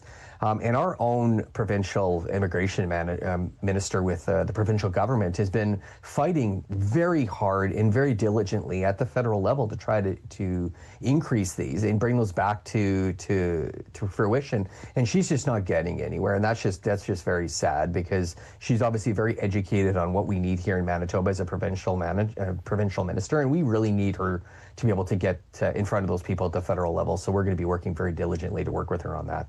Just as a last question, we're talking about RRC Polytech and the program changing there, but of course in January, Manitoba Institute of Trades and Technology announced they were closing. What are your thoughts on these types of institutions go through something like this, which seems counterintuitive to the big announcement last week in the fiscal update from the feds about the importance of trades? It's mind-blowing, and I think it really kind of paints the brush on how out of touch they are, to be honest with you, how out of touch they are in our industry. I know that we speak quite regularly from a federal level with the federal government, but they really are out of touch, and they need to be listening to the issues that we're having in province by province, and we need our provincial Manitoba members of parliament to really come to the table and support Manitoba. So that's where we're going to be starting. We're going to be starting with those local MPs. We're really going to be educating them on what's happening in our industry so they can go to Ottawa and make the necessary changes to get Manitoba back on the map. I said last question, but I want to ask you, if someone opens a restaurant right now, how low are they on staff? Like, what does the actual frontline picture look like when you're talking about the need for workers? We're getting back to a better level on the staff. It's still very, very hard. We're the second largest industry in Canada that is requiring staff. So we're still, but it's really that managerial. It's that supervisory and up staff. Those staff are very hard to come by. So, and because they're uneducated, because we're losing programs in the future, they're even going to be harder to come by because we're not going to have that pathway into managerial. So we're working with all of the different educational institutions to make sure we have some sort of an education program in place. All right, Sean, thank you very much for your time this morning. Anything you feel is important to say that I haven't asked? No, it's great. We just need to make sure that we talk to our local MPs here in Manitoba. We need to educate them on what's happening in Manitoba, and they need to go and fight in Ottawa for Manitoba because that's where they live and that's where they're voted. Sean Jeffrey with us live on CBC. Have a good rest of your day. You take care. Thank you very much. Joining us via Zoom, Sean is the Executive Director and CEO of Manitoba Restaurant and Food Services Association, reacting to the news that came out last week from RRC Polytech that they are slashing and cancelling a number of different programs in our conversation around the Hospitality Business Management Program. If you want to learn more about the story, you can also read about it online at cbc.ca/Manitoba. The puck may have dropped on the playoffs, but the news doesn't stop for hockey. I'm Brittany Greenslade, host of CBC Winnipeg News at 6. To get your local news, stream CBC Winnipeg News at 6, 24/7 on CBC Gem, the CBC News app, and selected streaming platforms. CBC Winnipeg News at 6, your local news on your favorite streaming device. Well, we've got a couple of things to tell you about when it comes to the Monday morning commute here. So let's go to what people are telling us on the commuter line. Andrea said that lights are out at Empress and Ellis. That's in all four ways. So treated as a four-way stop now, rather. Also, Wellington and St. James Street is in a position as well where you're treating it as an all-way stop because lights are out there. You can call us with any updates at 788-3093. I'm Marcy Marcusa, and this is CBC's Information Radio, and it's time for Morning Sports on the show live with Scott Reguer. Good morning. Hey, Marcy. So there was a good news coming from the ice. There was bad news on the hard court last night, though. Why don't we start there with the Raptors? Yeah, unfortunately, it wasn't to be for Toronto, Marcy, which lost Game 7 in Cleveland and thus saw its season come to an end. If you watched the first half, though, where the Raptors led most of the way, you would have been teased into believing an upset was on the cards. But with injured stars Brandon Ingram and Emmanuel quickly unavailable, they ran out of gas. Still, so many positives, including the play of R.J. Barrett, the Canadian who scored 23 points last night while playing almost every minute of the game. This on the heels of Friday's heroics, where Barrett made like Kawhi Leonard, hitting a last-second game-winning shot. Here's Barrett. We always believed that, we could play at this level. Obviously, this loss hurts. But I think it also shows the rest of the league, the rest of the world, what it is we're building here. And that when you see the Toronto Raptors, you're gonna have a dogfight. Yeah, I think it's the biggest takeaway from this series and this season as a whole, Marcy. The Raptors are a scrappy team whose care level matches their talent level. Scotty Barnes is a great example. He was battling through a nasty thigh bruise. He was the best player for either team in this series. You have the rookies, Jamal Shedd and Colin Murray-Boyles. These guys are barely 20. And they were huge contributors, so this bodes well for the future. If I'm a free agent, Marcy, looking to join a team with an excellent young core, an inspirational coach, a well-respected coach in Darko Rajakovic, and maybe the best fan base in the league, I'm looking at the Raptors. All right, I like it. I like the positivity. There's also positivity and good news in hockey. Yes, the Habs made sure of that, or their goalie made sure of that, if we're being more specific. Jakub Dobeš, wow, turned away 28 Tampa shots in beating the Lightning in Game 7, and he did it, Marcy, while outplaying his idol and the future Hall of Famer, Andrei Vasilevsky. I couldn't believe it. I still cannot believe it. I mean, I don't want to get emotional, but I was dreaming of this since I don't even know, and I just, was the luckier guy and beat him in a best of 7. I'm really proud of myself, but as I said, I gotta stay humble, and we gotta go to Buffalo and repeat the same thing. Yeah, Dobeš probably won't have too much trouble staying humble. He is a 5th-round draft pick, and it wasn't that long ago, Marcy, who was tending the net for the Topeka Pilots of the North American Hockey League. And now the native of Czechia has done something only the legendary Habs goalies, Price, Waugh, Dryden, and Plant have ever done, and that is win a playoff Game 7. Now, Dobeš and company get ready for Game 1 against the Sabres. That's going to be fun. That starts on Wednesday. Closer to home, the Manitoba Moose losing yesterday to Grand Rapids. So that series, that Central Division semifinal, is tied up at a game apiece. Okay, I might have to start watching. It's good. And the Habs Jets fans are always really conflicted about cheering for Montreal, but I might have to start watching. The Habs had 9 shots on goal yesterday. Oh. The fewest number in NHL history where a team still won. Well, that's saying something. What else stood out for you from a busy sports weekend? Well, how about the World Mixed Doubles Curling Championships? Congratulations to Gimli's Cadriana and Colton Lott. They finished with a bronze medal after beating the Italians on the weekend. Meanwhile, in footy, there's what's happened across the pond. And if you've been watching the Netflix documentary Welcome to Wrexham, consider this a spoiler alert. Plug your ears. Huge applause from the Wrexham crowd for the efforts of Phil Parkinson's side here today. And the season is now officially over. No Hollywood ending for actor Ryan Reynolds' team. Needing a win on Saturday, Wrexham played to a draw instead, which means the small Welsh side, which has been promoted to a higher tier each of the past 4 years, will not do it again and get into the biggest league of them all, the English Premiership. And Ryan Reynolds wrote on social media, "I am absolutely gutted and absolutely well off, too." All right, Scott, thank you. You bet. Still ahead on Information Radio this morning. Did you plunk the baby in front of a screen for a moment of peace? You might want to hear about a trend called AI baby slop that might be putting the wrong things into your young child's brain. It's yet another concern about AI programming, and this has to do with the littlest ones. We're going to talk to a well-awarded and well-known educator here in Manitoba for early childhood education about this right after your CBC News from Manitoba.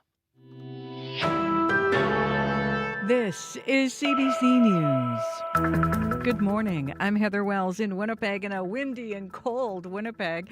It's only 3 degrees right now, and we're not warming up much. A high of just 4, 17 degrees at least cooler than we were yesterday. Well, chaos and crime at a social housing apartment building are getting in the way of home care services. The Winnipeg Regional Health Authority says people at 145 Powers who need home care are instead leaving their homes and meeting staff at a building across the street. It's been happening since mid-March for safety reasons. Margaret Schroeder at QP Local 204 represents 2,500 Winnipeg home care workers. I understand that it's become unsafe with the new clientele that they've been allowing to move into the building. There have been some concerns, and so in order to keep the staff safe, they have changed how they're going to deliver the care. Tenants, too scared to be identified because of what they believe is gang activity, say new people who were homeless have been moving in. Manitoba's housing minister says the government's plan to get people off the street and out of encampments will come with growing pains.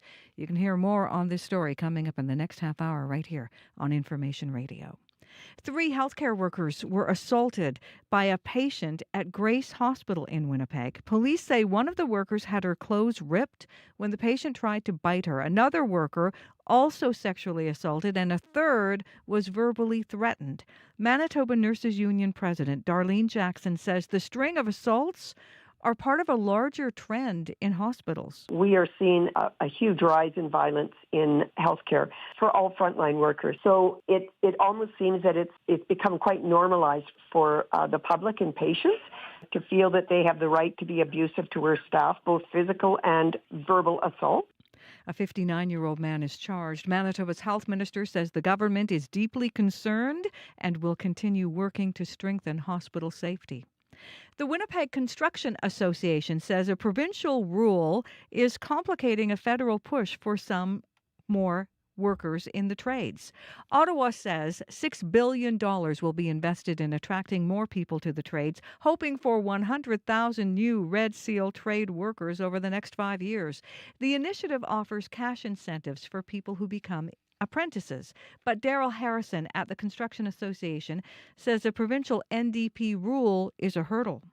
A journey person can only mentor a single apprentice, whereas previous to 2 years ago, a journey person was able to mentor 2 apprentices. With that change in rules, we saw that there is a net decline in new registered apprentices.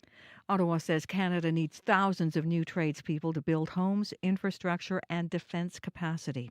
Prime Minister Mark Carney's meeting with his counterparts at the European Political Community Summit in Armenia is the first time a non-European leader has been invited. Carney says it's giving him an important opportunity to build relationships with allies. A lot's happened in the last 12 months, and the importance of alliances with reliable partners, deepening those alliances has become ever more so. From security through to economics that are being reinforced. We're working in real time.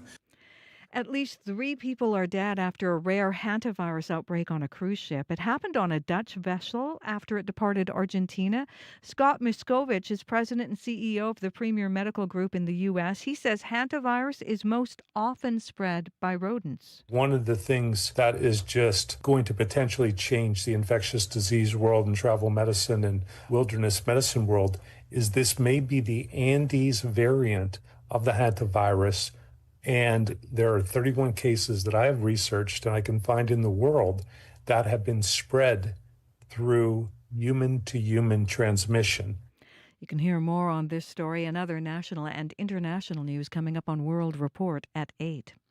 Families walked through Lower Fort Garry yesterday, remembering workers who have died or who have been injured on the job. Close to 200 people were part of the annual Steps for Life walk. Tammy Helgeson lost her son Eric in a construction zone 27 years ago. She says workplace safety has become regulated over the years, but she wants better training for young workers. There is light at the end of the tunnel. You're always going to miss that person, and you're always going to be, what would have been, what could have been. But if we stop one other person from getting hurt, then Eric didn't die for no reason. Manitoba has seen 190 work-related fatalities since 2015. The province's Workers' Compensation Board says it also gets as many as 25,000 injury reports every year. A former Winnipeg Blue Bombers head coach is at the helm of Canada's men's flag football team. Paul Lapalisse overseeing a selection camp at Princess Auto Stadium over the weekend. He says flag football is a growing game that can be played by just about anyone. In tackle football, you need 100 helmets, and those helmets aren't cheap. Shoulder pads, everything. So with flag football, it's a sport that a lot of people can get involved in, and now as we add CFL and NFL players into that mix, hopefully that keeps growing the game. Another selection camp will be held in June before the roster gets cut down to 12 for the World Championships in Germany, and the two best teams from that tournament earn a spot at the 2028 Games in Los Angeles. You can find more news updated throughout the day at cbc.ca/Manitoba. Did you play flag football back in the day? Did in not, school? no. Oh, we did actually. Yeah, we had it at, I can't remember if it was River East or Donwood when I was littler, but grabbing the flag out of the back of someone's pants, you'd be reaching to grab it out of their shorts or whatever. And yeah, it's amazing. I've got 3 grandsons who play it, and it's a lot of fun to watch. Yeah, so we'll see. I know that Paul Lapalisse during the CFL season, during his commentary, was really kind of banging the drum for it and trying to promote it. So kind of cool, though, if you are, going to get involved in that, to be coached by a former Bomber coach. Right? Oh, wow. Yeah. All right. Thanks, Heather. Thank you. It's not going to be much of a day today to be playing any sport outside, I'll tell you. If you have a game tonight, you're going to be layering up. Abby is here with our forecast. Yes, Marcia. Let's just look at conditions from the northern part of the province here, where we see those winter-like conditions holding things down. Most of the region seeing temperatures it's going to be struggling to get to like a decent high today. We're seeing temperatures from -3 around Flin Flon to -10 around Tuduli Lake this morning. While for the southern part of the province, more like temperatures near 3 degrees with these breezy conditions and more like cloudy skies. For Winnipeg right now, we're looking at temperatures around 3 degrees. We warm up to 4 later in the day. All right. Thanks, Abby. Thank you. Let's get into what's happening in traffic. There have been a couple of things that have come up, one on the listener line and one otherwise. They have to do with flashing lights in a couple of places in Winnipeg. Sierra Sanders is here. Hi, Marcy. Yeah, so we're seeing a couple of intersections with the lights being out there. So the first one is Wellington and St. James Street there, as well as Empress and Ellis. So a couple of areas to keep an eye on or keep in mind there as you head out on your morning commute, or maybe you're already out there and might be heading in those areas. Something to keep in mind there, as those traffic signals aren't working, you want to make sure to treat those as an always stop and proceed with caution. And I always like to advise, be patient with your fellow drivers. Everybody's trying to get to where they need to go. So just some areas to keep in mind there, but still a lot of time left in the show. So if there is something new that has popped up on your commute, or you have an update on these situations, I'd love to know about it. The number to call is 204-788-3093. All right. Thanks, Sierra. Coming up on the show this morning after 8 o'clock, we hope you stay tuned, because we are going to have our Gen Z panel look at the social media ban that's been proposed for ages 16 and under here in Manitoba. Also in studio with us, going to be busy half hour, we have the federal finance minister himself. He's in Winnipeg today. François-Philippe Champagne will talk about the concerns we'll ask him about the concerns that Manitoba has about the fiscal update, and he's on tour promoting what the feds put out last week, so he'll be here live. Next, though, on the show, let's talk about artificial intelligence and a trend called AI baby slop.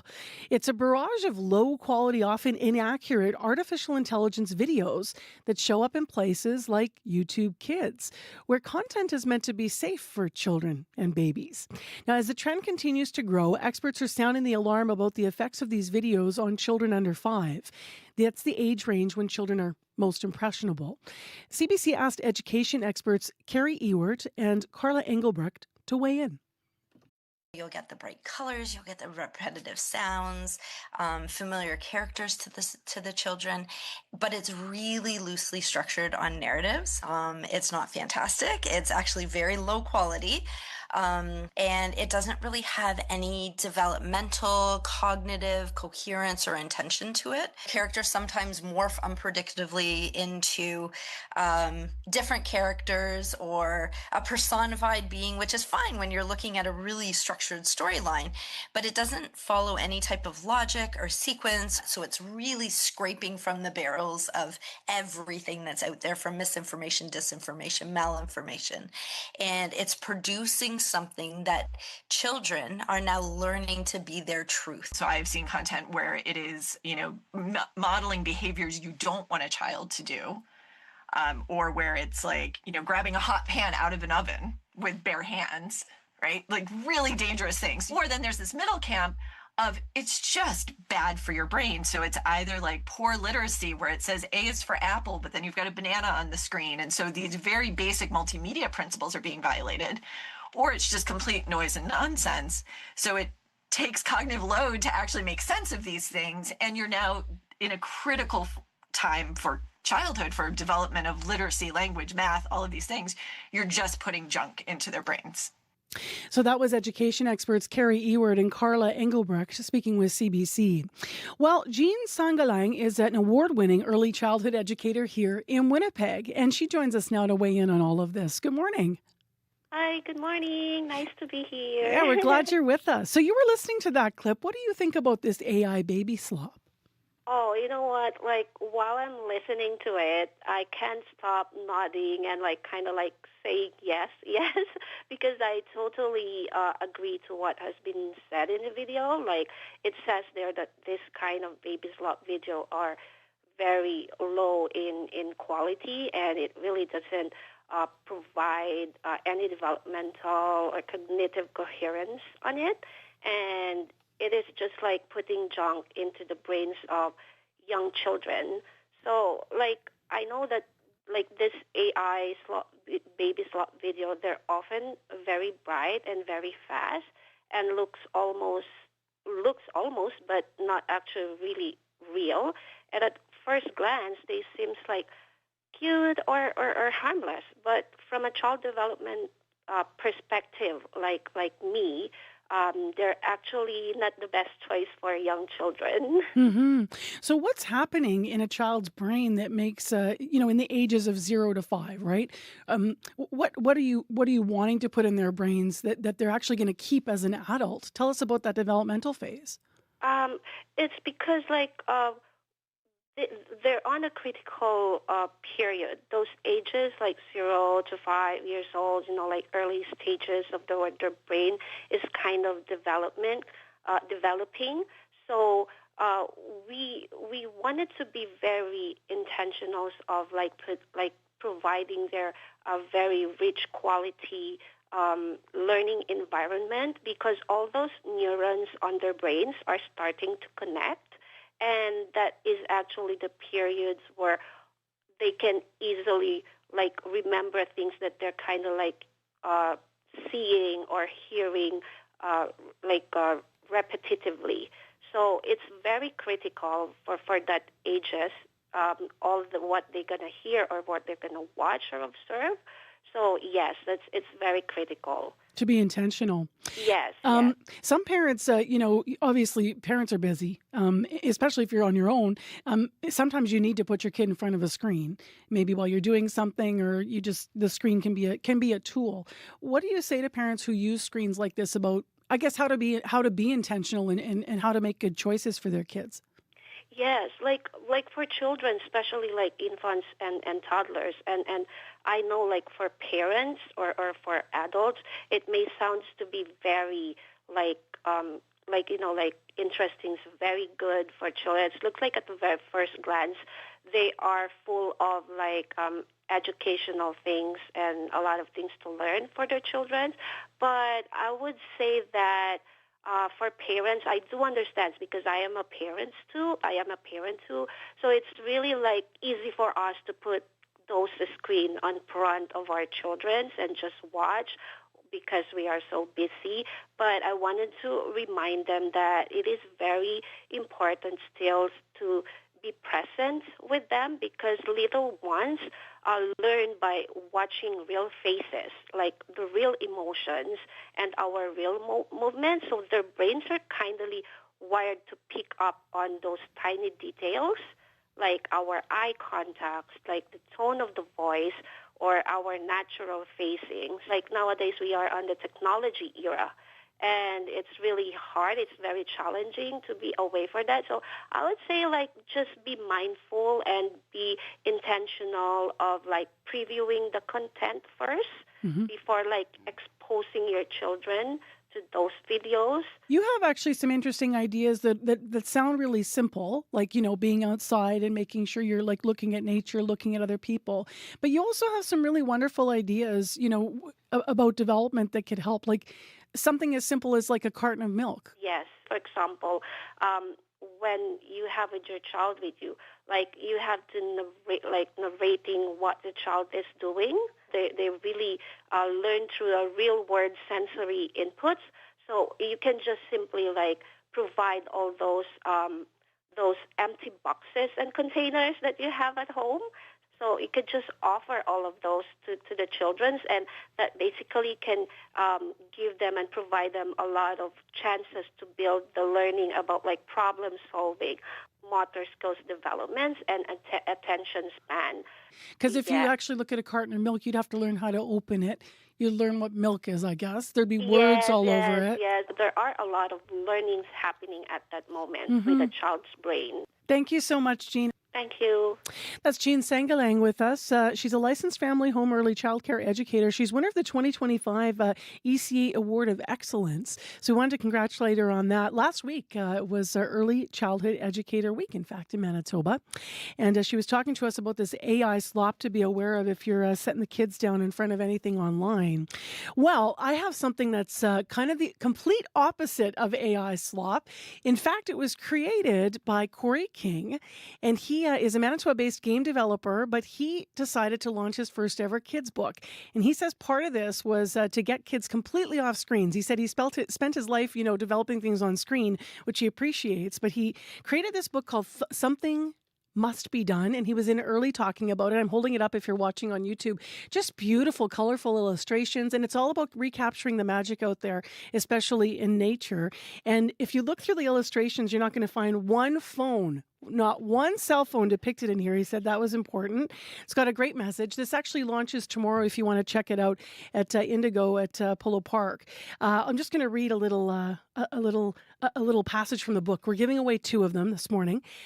This bush so boring and big to big people had a humongous grip on the Hartley kids, Harriet and Henry. It sings, they squealed. Hurry up, their parents huffed. We have 2 copies to give away. Mention something magical you've seen as a kid. 2 copies to give away by the end of the show of these books. 788-3205. Tell us something lovely that you've seen in nature.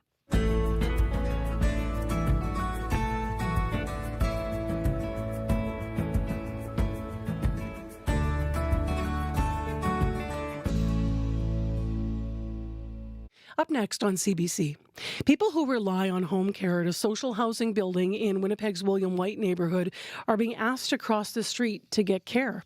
That's been the case since about mid-March. Around the same time, the tenants there say people who were previously homeless started moving in.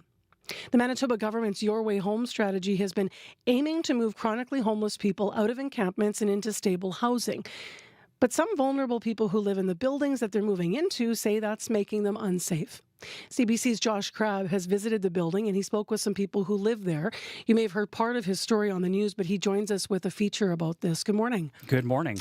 So Josh, where's this building, just specifically, and what are people saying about what's been happening there that are making it so unsafe? Marcy, it's a 12-story high-rise at 145 Powers Street, right along Selkirk Avenue, so right at the Bell Tower if you've driven by that area. This is a rent-geared-to-income building run by the nonprofit Winnipeg Housing Rehabilitation Corporation.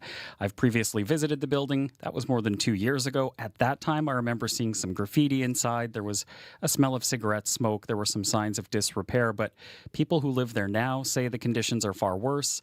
I spoke with several people who walked out of the building and identified themselves as tenants.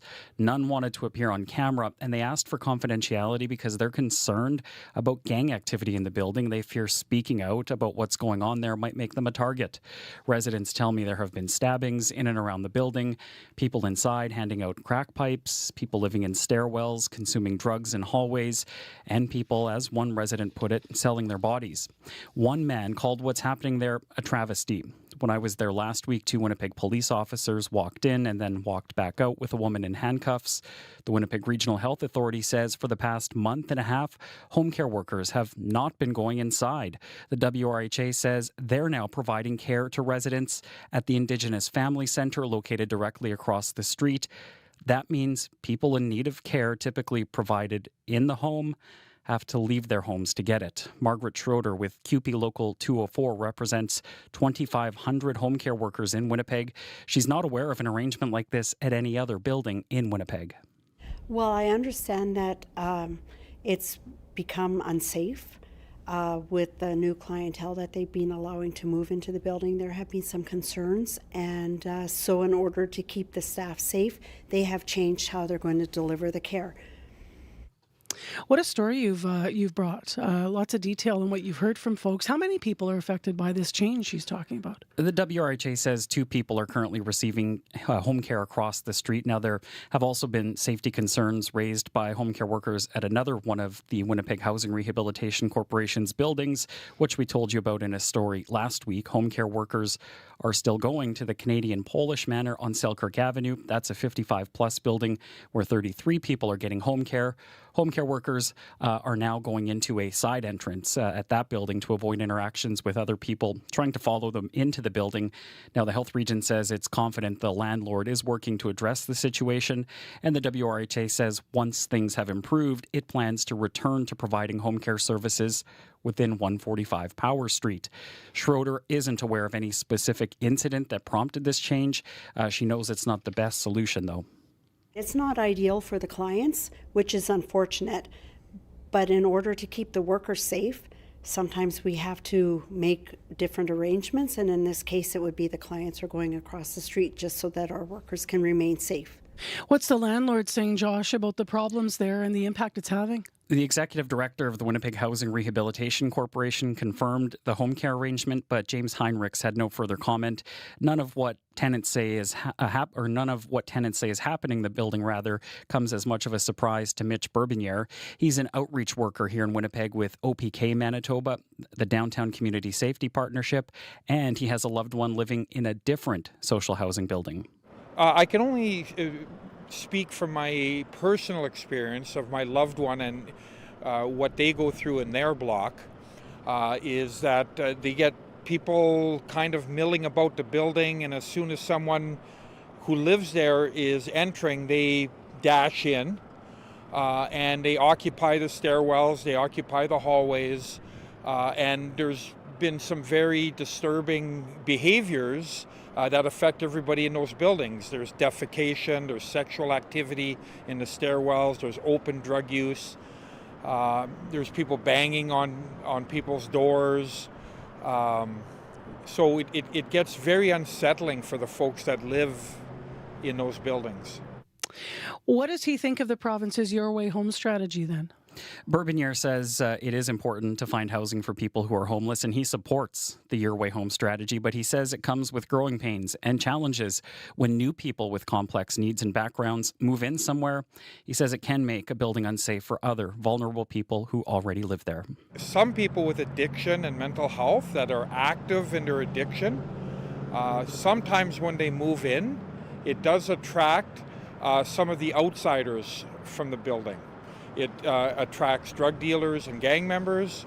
but it also attracts other folks that are struggling with addiction and mental health that are living unsheltered in the community. And so it creates a friction and a feeling of unease and not having safety in the building for everyone. So what's being done to address the concerns you've raised? Good question. The head of the Winnipeg Housing Rehabilitation Corporation has previously said they can evict people when there are issues or incidents in their buildings. There are security guards at the entrance of the building at 145 Powers Street, and the front doors are locked. So we took these concerns to Manitoba's Minister of Housing, Addictions and Homelessness, given some of the criticism of the government's homeless strategy here. Some housing advocates argue it's putting too much focus on housing people who are chronically homeless, and they say that's affecting the safety of other vulnerable people who are precariously housed. Bernadette Smith is not disputing those concerns. The minister says people are being housed in various properties with support from social service agencies, including the Winnipeg Housing Rehabilitation Corporation. They also have security in their buildings as well. So that building that you're talking about, 145 Powers, has cameras in their building as well and key card access. And of course, they're working towards, making sure that that building is got adequate security and supports in place. We know that there's, from what we've heard, some criminal activity that's been going on there. So there's zero tolerance for that. We want to send a really strong, message to anyone that thinks they're going to do, whether gang activity or drug dealing or any criminal activity behavior in our buildings at all, there's zero tolerance for that. Our residents need to feel safe and, be secure in their residence, in the buildings. It's a complicated situation in our city. Yeah, that's right, Marcy. And we asked Winnipeg Police about it too. They wouldn't comment on the building specifically, but officers do say the neighborhood there has challenges with personal and property crime, which they say has some drug and gang level roots. Smith acknowledges there will be growing pains with the homeless strategy as the government and social service agencies work to get people off the street and out of encampments. All Marcy. right, Josh, thanks for your reporting on the previous story and also on the follow today. Appreciate it. Thank you for having me in. That's the CBC's Josh Crabb. If you were watching the report on YouTube, you'll see that I didn't do a quick outfit change. We did speak on Friday for the detailed information in his report, which is also in the news this morning. Also, thanks to Dylan Longhurst, Brad Lillies, and Chloe Friesen for help with that item. If you want to read more about the series of stories that Josh has done on this, please check out our website, cbc.ca/Manitoba. And if you want to weigh in, and maybe you've been in a building and you have something to say about this experience or a similar experience, you can always email Josh directly. Crabb, his last name has 2 B's, I'll just point out. His email is josh.crabb@cbc.ca, josh.crabb@cbc.ca. Well, it is right now 3 minutes to 8 o'clock. I'm Marcy Marcusa. Thanks for joining us. Please stay with us because coming up after 8 on the program, we will dig into Ottawa's spring economic update with the federal finance minister himself. François-Philippe Champagne will be here live in studio after 8. We'll ask him all about some of the promises that relate to Manitoba and also what was missing when we look at the fiscal update. As you've been hearing in the news, there's concerns about trades. There's concerns about 2-to-1 apprenticing in Manitoba, given how many people they want to put through in the trades in this country. And there's some concerns about funding that's still missing for Peguis flood protection. Also in the next half hour of the show after 8, some Manitobans say social media fuels anxiety and addiction. Others argue it's where the most important connections for young people happen, online. Our Gen Z panel will weigh in on what logging off would mean for their generation, and that's, of course, around the proposed ban on social media for kids age 16 and under. In a moment, we'll get news headlines, but first, some entries are coming in for this kids' book. We interviewed the author of Something Must Be Done earlier, and we asked where you, as a kid, or you as a parent when you were a kid, found magic in nature. Hi, this is Lucy Campbell's mom. Lucy, do you want to say what you like about nature? I like Mr. Squeaks. He's a very squeaky squirrel that lives in a tree here. Hi, my name is Shelley. I'm calling from Brandon this morning. I just wanted to tell you that I have seen beautiful things in nature this past weekend with birds nesting, new baby rabbits running around in the field behind my house, and everything is popping up green here. And in the midst of some grass fires and bushfires that we were tending to over the weekend, you could see that animals were scurrying, and people there that were trying to look after nature were doing their best to also look after the animals that were running from danger. And so that was something beautiful that I saw in nature this weekend. Love it. 788-3205 to enter. At the end of the show, we'll give away the kids' books. Here's Heather with her top headline. The head of the Manitoba Nurses Union says a string of assaults in hospital are part of a larger trend. 3 healthcare workers were assaulted last week by a patient at Grace Hospital.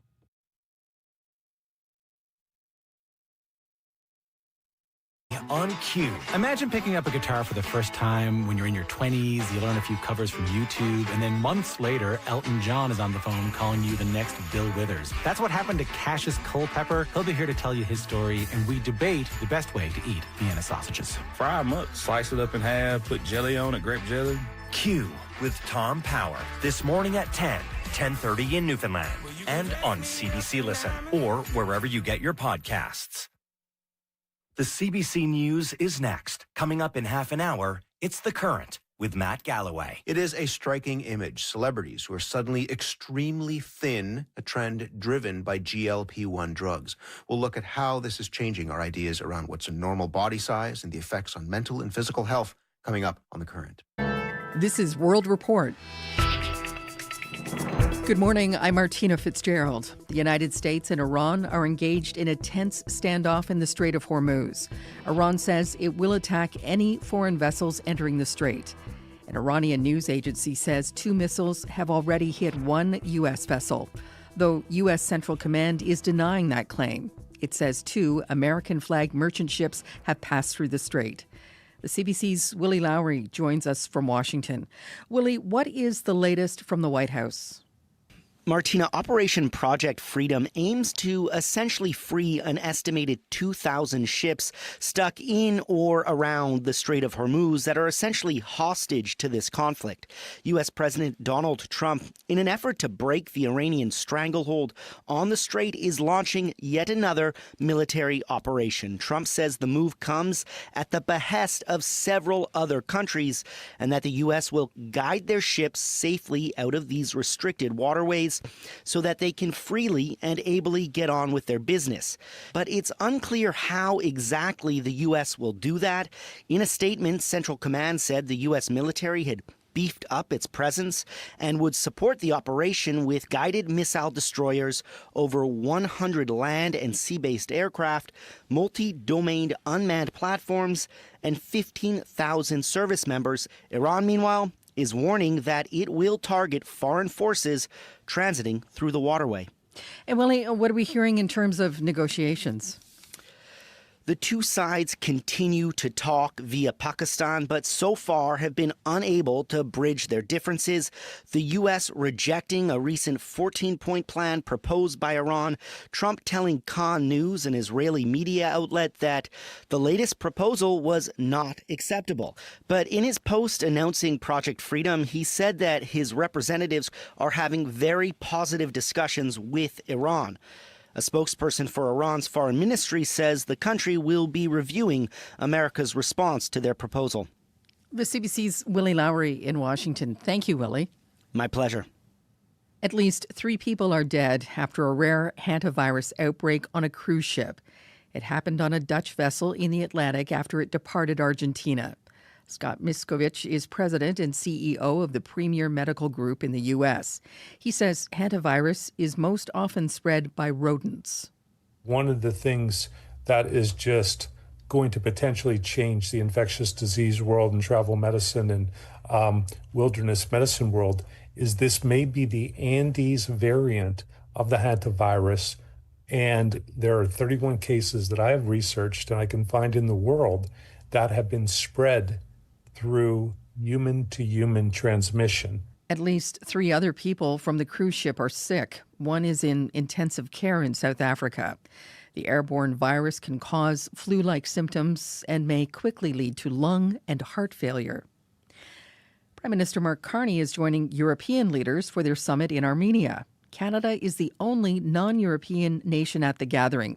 The European political community is pledging to stand by Ukraine in its fight against Russia, a move that Canada is supporting. Evan Dyer has more from Yerevan. Canada will give about $270 million to fund the Ukrainian war effort, drawn from a pool of money that was announced last year. This will bring the total that Canada has donated in all forms of aid to Ukraine close to $26 billion since the full-scale Russian invasion 4 years ago. Canadian money will be used to buy American munitions for Ukraine. Canadian officials say Ukraine's greatest need is for ballistic missile defense, the same kind of systems that have been rapidly depleted during the U.S. war in Iran. But Prime Minister Mark Carney says he's confident the U.S. will be able to provide what Ukraine needs. The munitions are being made available by the Americans, so it's a question of financing and getting them there. We're doing that. Carney met with Ukraine's President Volodymyr Zelensky shortly after the announcement to discuss the war. Russia's continued to hit Ukrainian cities from the air during the summit, and Ukraine has continued to show its ability to hit back, with another drone exploding in the Russian capital overnight. Zelensky's presence in Armenia, which Moscow long saw as its most loyal partner among the former Soviet republics of the Caucasus, has clearly annoyed the Kremlin. This week, Russia signaled that annoyance by banning the sale of Armenian mineral water. Armenia has been careful not to provoke Russia too much, saying it has no intention of seeking to join NATO. But hosting Russia's archenemy Zelensky will surely raise the ire of Vladimir Putin. Evan Dyer, CBC News, Yerevan. Former New York City mayor and one-time Trump advisor Rudy Giuliani is in hospital. A spokesperson says he is in critical but stable condition. It's not clear why the 81-year-old went to hospital or how long he's been there. CBC News has learned an Ottawa police sergeant who died in March was being investigated for sexual misconduct. The allegations involved a college student he was supervising, dating back 4 years. But sources say it was a recent promotion that finally prompted the investigation. The CBC's Christy Neese has details. First, though, a warning to our listeners. This story mentions suicide, sexual assault, and harassment. I just felt like very pressured in that moment because he's still my teacher. CBC is not identifying this woman and has altered her voice. She's afraid of repercussions and deeply embarrassed. In late 2021, Sergeant Robert Cleroux was supervising her in a police foundations course at an Ottawa college. She says he sent her sexual messages and tried to touch her chest, among other allegations. Just thinking about it right now still makes me feel disgusted about myself. She told the college and never saw him on campus again. But Cleroux remained an Ottawa police officer, and in 2023 she posted a warning about him online. Sources say the warning spread quickly among the force. Then this past fall, Cleroux was about to be promoted, and sources say that's when a jealous colleague brought the warning to leaders. The force says Cleroux was suspended in January. His death by suicide in March brought the criminal investigation to a halt. He was never charged. I know it all. But I know some of those answers. Ottawa Police Chief Eric Stubbs won't discuss the allegations or what prompted the investigation. He says he's focused on helping Cleroux's family. Of course, victims, victims of any type of behavior is concerning to me as well. The force says it has full confidence in how it handled the allegations. But multiple officers say they want clearer answers about exactly what the force knew when and why nothing was done sooner. Christy Neese, CBC News, Ottawa. A grieving mother says she wants answers from Air Canada about why it's been so hard to get a refund. She canceled a trip after the unexpected death of her young daughter. Critics say the airline's bereavement policy failed the family. Rosa Marcatelli from our Go Public unit has that story. Becky Cable-Monroe was planning a big surprise for her 10-year-old daughter, Lucy. A trip from Fall River, Nova Scotia to Toronto to see Lucy's favorite pop star, Sabrina Carpenter. I think she would have been really, really happy, very excited. But Lucy died in a tragic boating accident a month before the trip. As Cable-Monroe grieved, her friend stepped in to cancel the trip. Booked through Expedia, that website quickly refunded the hotel and part of the flights and said the remaining $700 would be covered under Air Canada's bereavement policy. But only half came back from the airline. It refunded Lucy's ticket, but not her mother's. No explanation whatsoever. She says it's not about the money. She wants answers. Air Canada told Go Public the policy wasn't applied correctly. Mary Ellen McDonald is a social scientist who studies bereavement policies at Dalhousie University. We'll call it a bereavement policy. It's not a bereavement policy. It's functional and it's minimal. Air Canada says its staff are trained to be empathetic, adding what happened to Cable Munro was due to issues accessing the Expedia booking number and problems with the online refund requests. After Go Public reached out, Air Canada refunded Cable Munro. Rosa Marcatelli, CBC News, Calgary. The Montreal Canadiens are the only Canadian team still in the running for the Stanley Cup.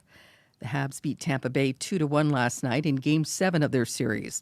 This is the first time in 5 years the Canadiens are advancing to the second round of the NHL playoffs. And these Montrealers like their chances. If we beat Tampa, we can beat Buffalo. And if we beat Buffalo, we can win the cup. We're so proud of them. We are so grateful to be here today. It's amazing. Well, it's special. It's obviously special. We're here for them. They're here for us. Oh, we're going after that round too. And we're going to win it all. Woo! The first game of round 2 will be played in Buffalo against the Sabres on Wednesday night. And that is the latest national and international news from World Report. For news anytime, go to cbcnews.ca. I'm Martina Fitzgerald. This is CBC News.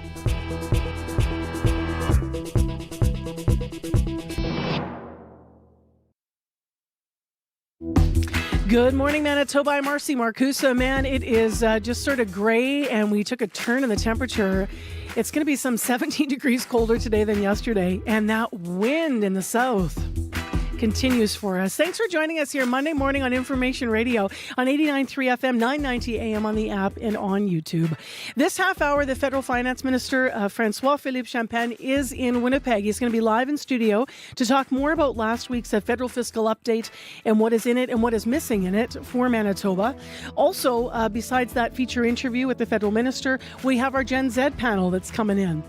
Even if Manitoba moves ahead with a social media ban for teens aged 16 and under, can it actually be enforced? From workarounds to questions about who's ultimately responsible, our Gen Z panel says this debate's far from settled. They're going to weigh in this half hour of the show. Stay with us. You're on CBC Monday morning.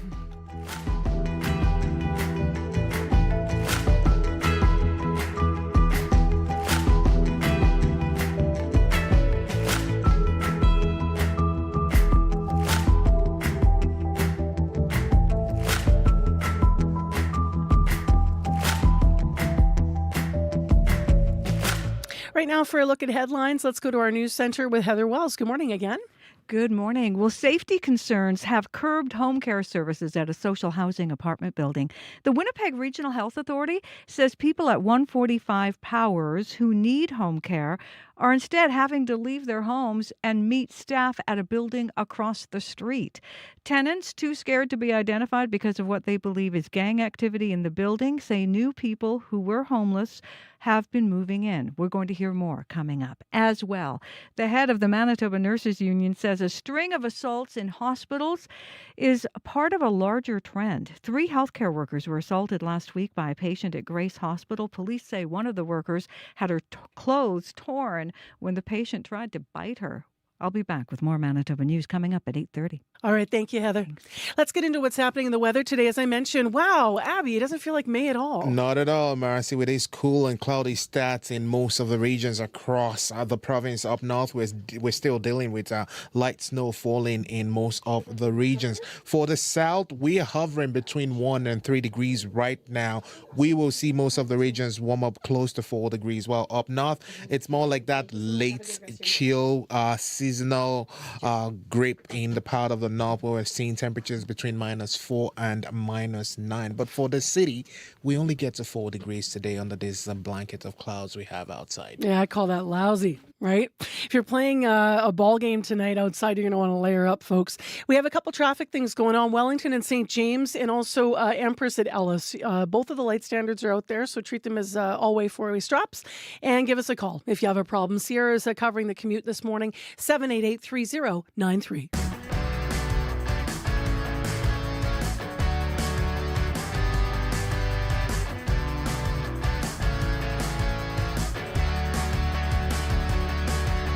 Well, we have now had some time to understand the federal government's spring economic outlook. It's a mix of previously announced funding and a lot of new spending items. And one of the big headlines was this $6 billion to develop hundreds of thousands of skilled trades workers with incentives for apprentices and bonuses for completing Red Seal certification. But as you've heard in the news this morning, we're going to play a little bit of a collage here because here in Manitoba, there's some concerns with that.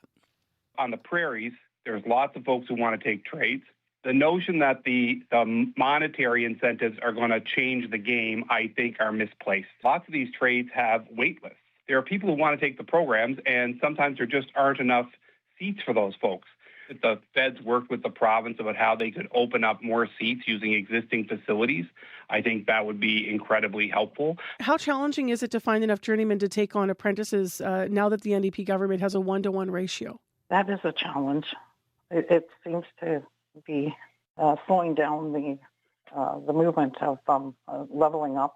And I understand some of the politics around it, obviously, and the safety issues. But I guess I feel that a 2-to-1 would be helpful to move individuals through the system and get to Red Seal quicker. If journey persons can only mentor one apprentice, then that means the door is partially closing on potential apprentices that can't find a journey person to mentor under. Manitoba is one of the only provinces that have 1-to-1 ratios. Prior to the ratio change, the new applicants registrants in the year directly previous was 3,128.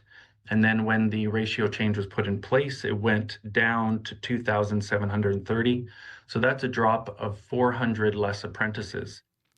That was Daryl Harrison, Director of Winnipeg Construction Association, as well as Joan Harris-Warren, the Executive and Director of the First Peoples Development Corporation. They run training programs.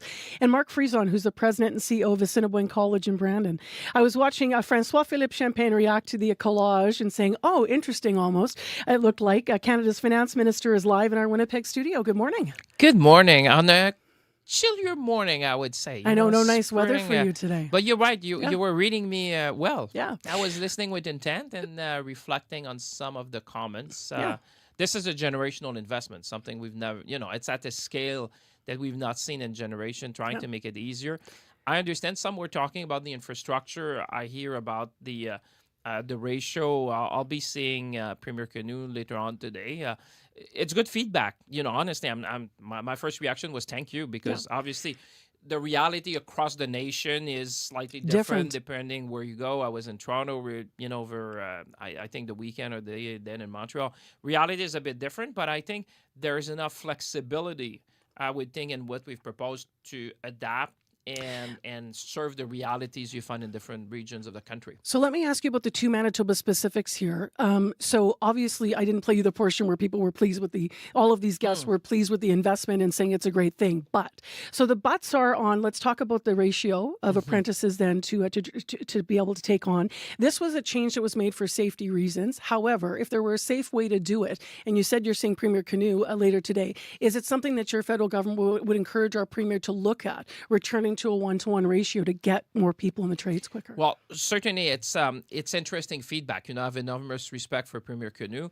Obviously, the province has, when it comes to training, they have jurisdiction in a number of areas.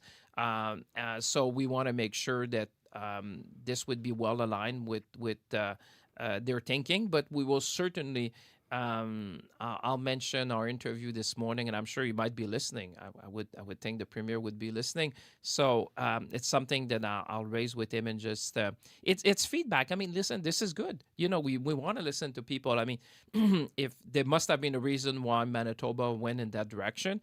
Now we need to train more people. What does that mean? What can be looked at? It's certainly something I'm happy to talk to with him later on today. And the high wait lists across the prairies, as you said, there's a different situation in every province in the country. But why did your government decide to grow the programs versus the individual incentives for students? Well, like you said, the reality is quite different. I mean, in a sense, if that is the issue we have in Manitoba, well, it's an easier issue to deal with than many other parts of the country, because in many parts, I'm of a generation where people, when I went to school, may have decided to go for professional degrees and skip the trades. Skip the trades. Now we find ourselves in many parts of the country, in the north, in the east, and I would say also in the west. Can you tailor it, though, if I can interject, Minister? Sure. Can you tailor this to Manitoba, given that you've rolled this out and said these are the incentives? Listen, could you look at it here and say, hey, maybe here in Manitoba we should fund the colleges instead to grow the program? Yes, and we have programs for that. So open mind. Like I said, it's always challenging to have something that fits all. That's why we say we want to work with the provinces. That was my message across the nation. And I'm sure with Premier Canoe, like we have other programs in order to finance infrastructure, like for colleges, for post-secondary education, for universities. So there's a way. When there is a will, there's a way. And the fact that we've put additional funds, which are, very significant in the context we are, because we all know this is we're facing a lot of uncertainty. But with the Prime Minister, we decided that if you want to build this country to its full potential, it starts with people. And I think that's what you see in the economic update. I want to ask you some questions about infrastructure. Peguis First Nation is I think, just put their last sandbag down this weekend. They've been flooding for years.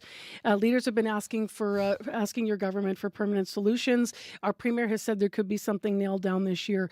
It wasn't in the fiscal update last year. I wonder if the federal government is committed to funding long-term flood mitigation solutions for Peguis. Well, we have a number of things. I'm very conscious of that. I was infrastructure minister at some stage in my serving for the federal government. So flooding it's a major issue in many parts. We need to build better. We need to, it's much easier to prepare than repair.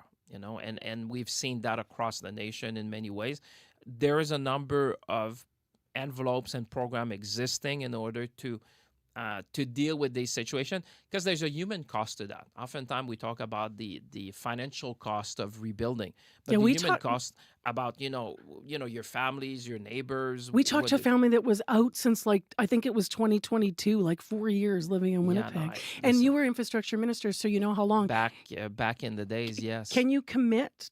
Do you know that this will be the year the money will come from your government for Peguis? I always want to make sure if I say something like that I talk to my colleague, because Minister Robertson, as you know, has the big envelope when it comes to infrastructure. Quite happy to raise that with Premier Canoe this afternoon and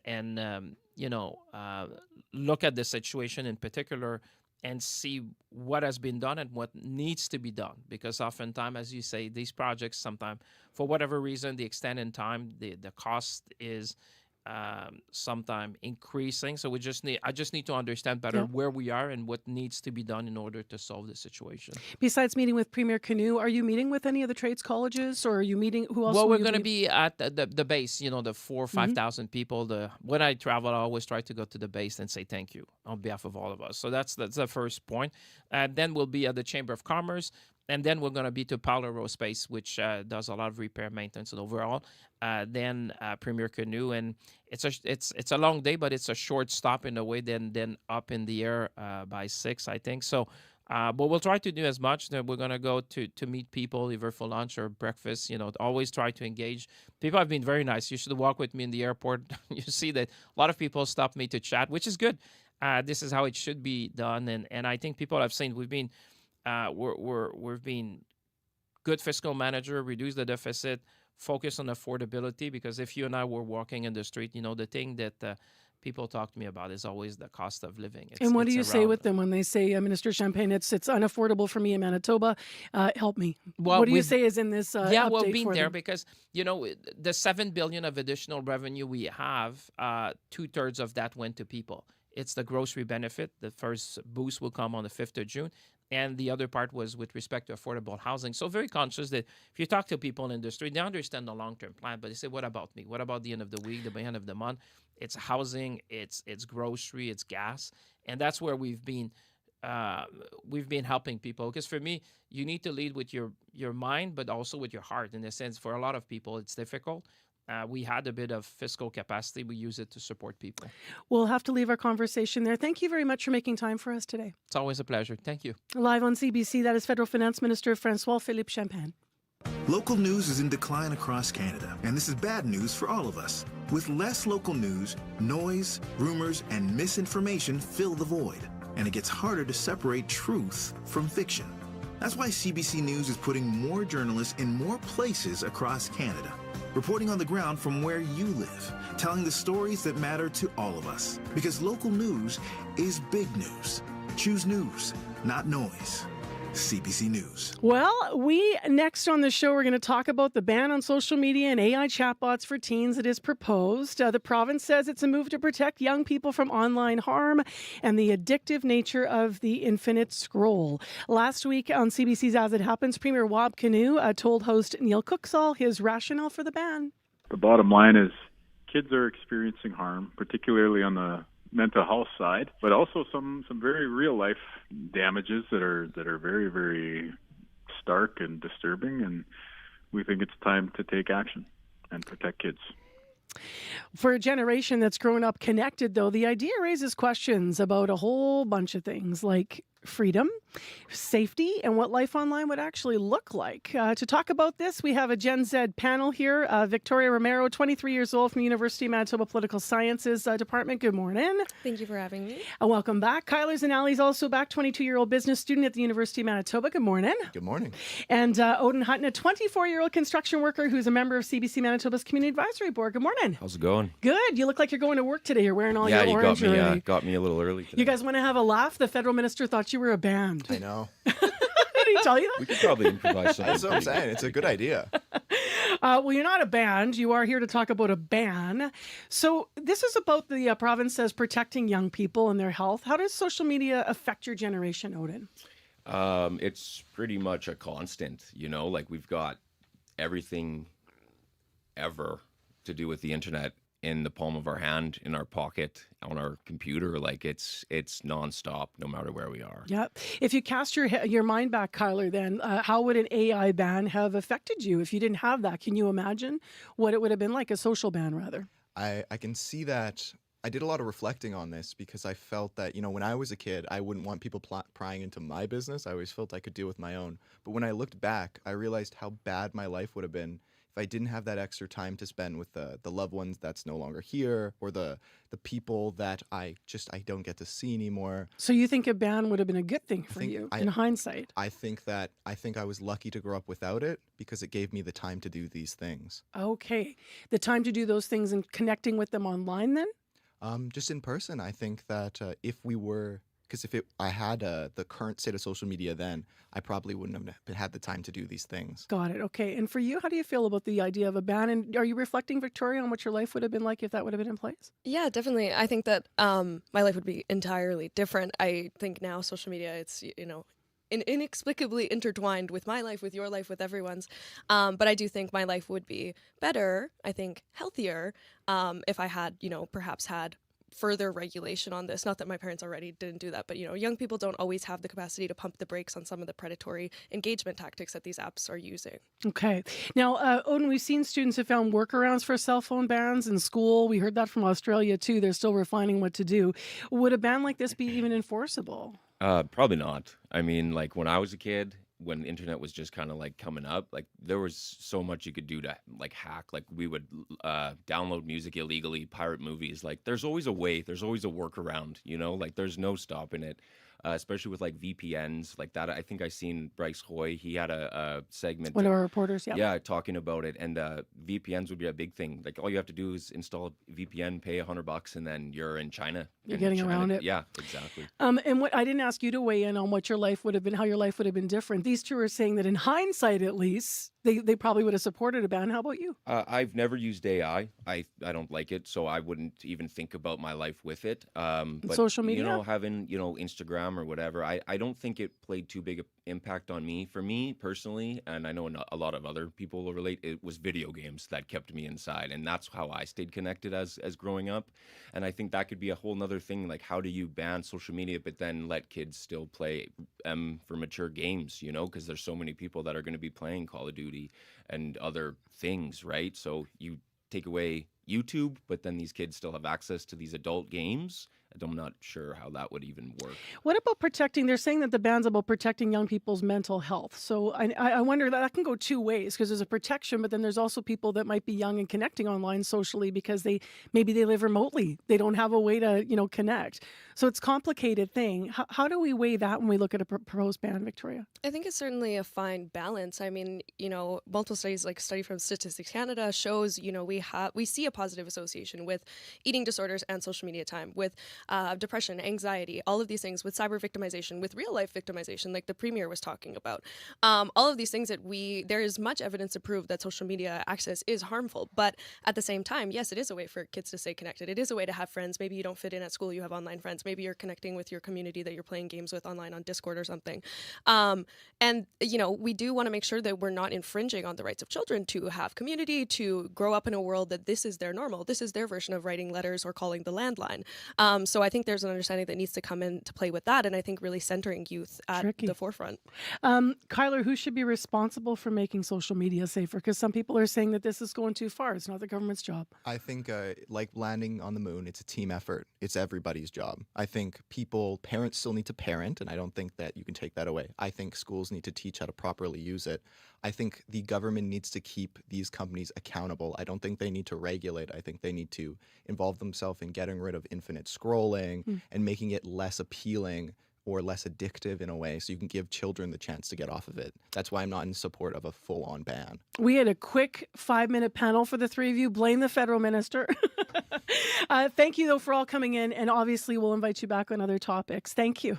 Thank you. Yeah, thanks. Thank you. So Victoria Romero, as well as Kyler Zanelli and Odin Hutton, that is our Gen Z panel today. If you want to weigh in, 788-3205. Your CBC News from Manitoba is next. This is CBC News. Good morning. I'm Heather Wells in Winnipeg. At 8:30, it's 3 degrees. It is still windy. That strong northwest wind saw our temperature plummet overnight, and it's not recovering much. A high today of just 4. Chaos and crime at a social housing apartment building are getting in the way of home care services. The Winnipeg Regional Health Authority says people at 145 Powers who need home care are instead leaving their homes and meeting home care staff at a building across the street. It's been happening since mid-March for safety reasons. Margaret Schroeder at QP Local 204 represents 2,500 Winnipeg home care workers. I understand that it's become unsafe with the new clientele that they've been allowing to move into the building. There have been some concerns, and so in order to keep the staff safe, they have changed how they're going to deliver the care. Tenants were too scared to be identified because of what they believe is gang activity, say new people who were homeless have been moving in. Manitoba's housing minister says the government's plan to get people off the street and out of encampments will come with growing pains. The head of the Manitoba Restaurant Association says cuts to hospitality programs at RRC Polytech will be devastating to the industry. Last week, RRC announced it is scaling back or canceling a number of programs, including hospitality business management.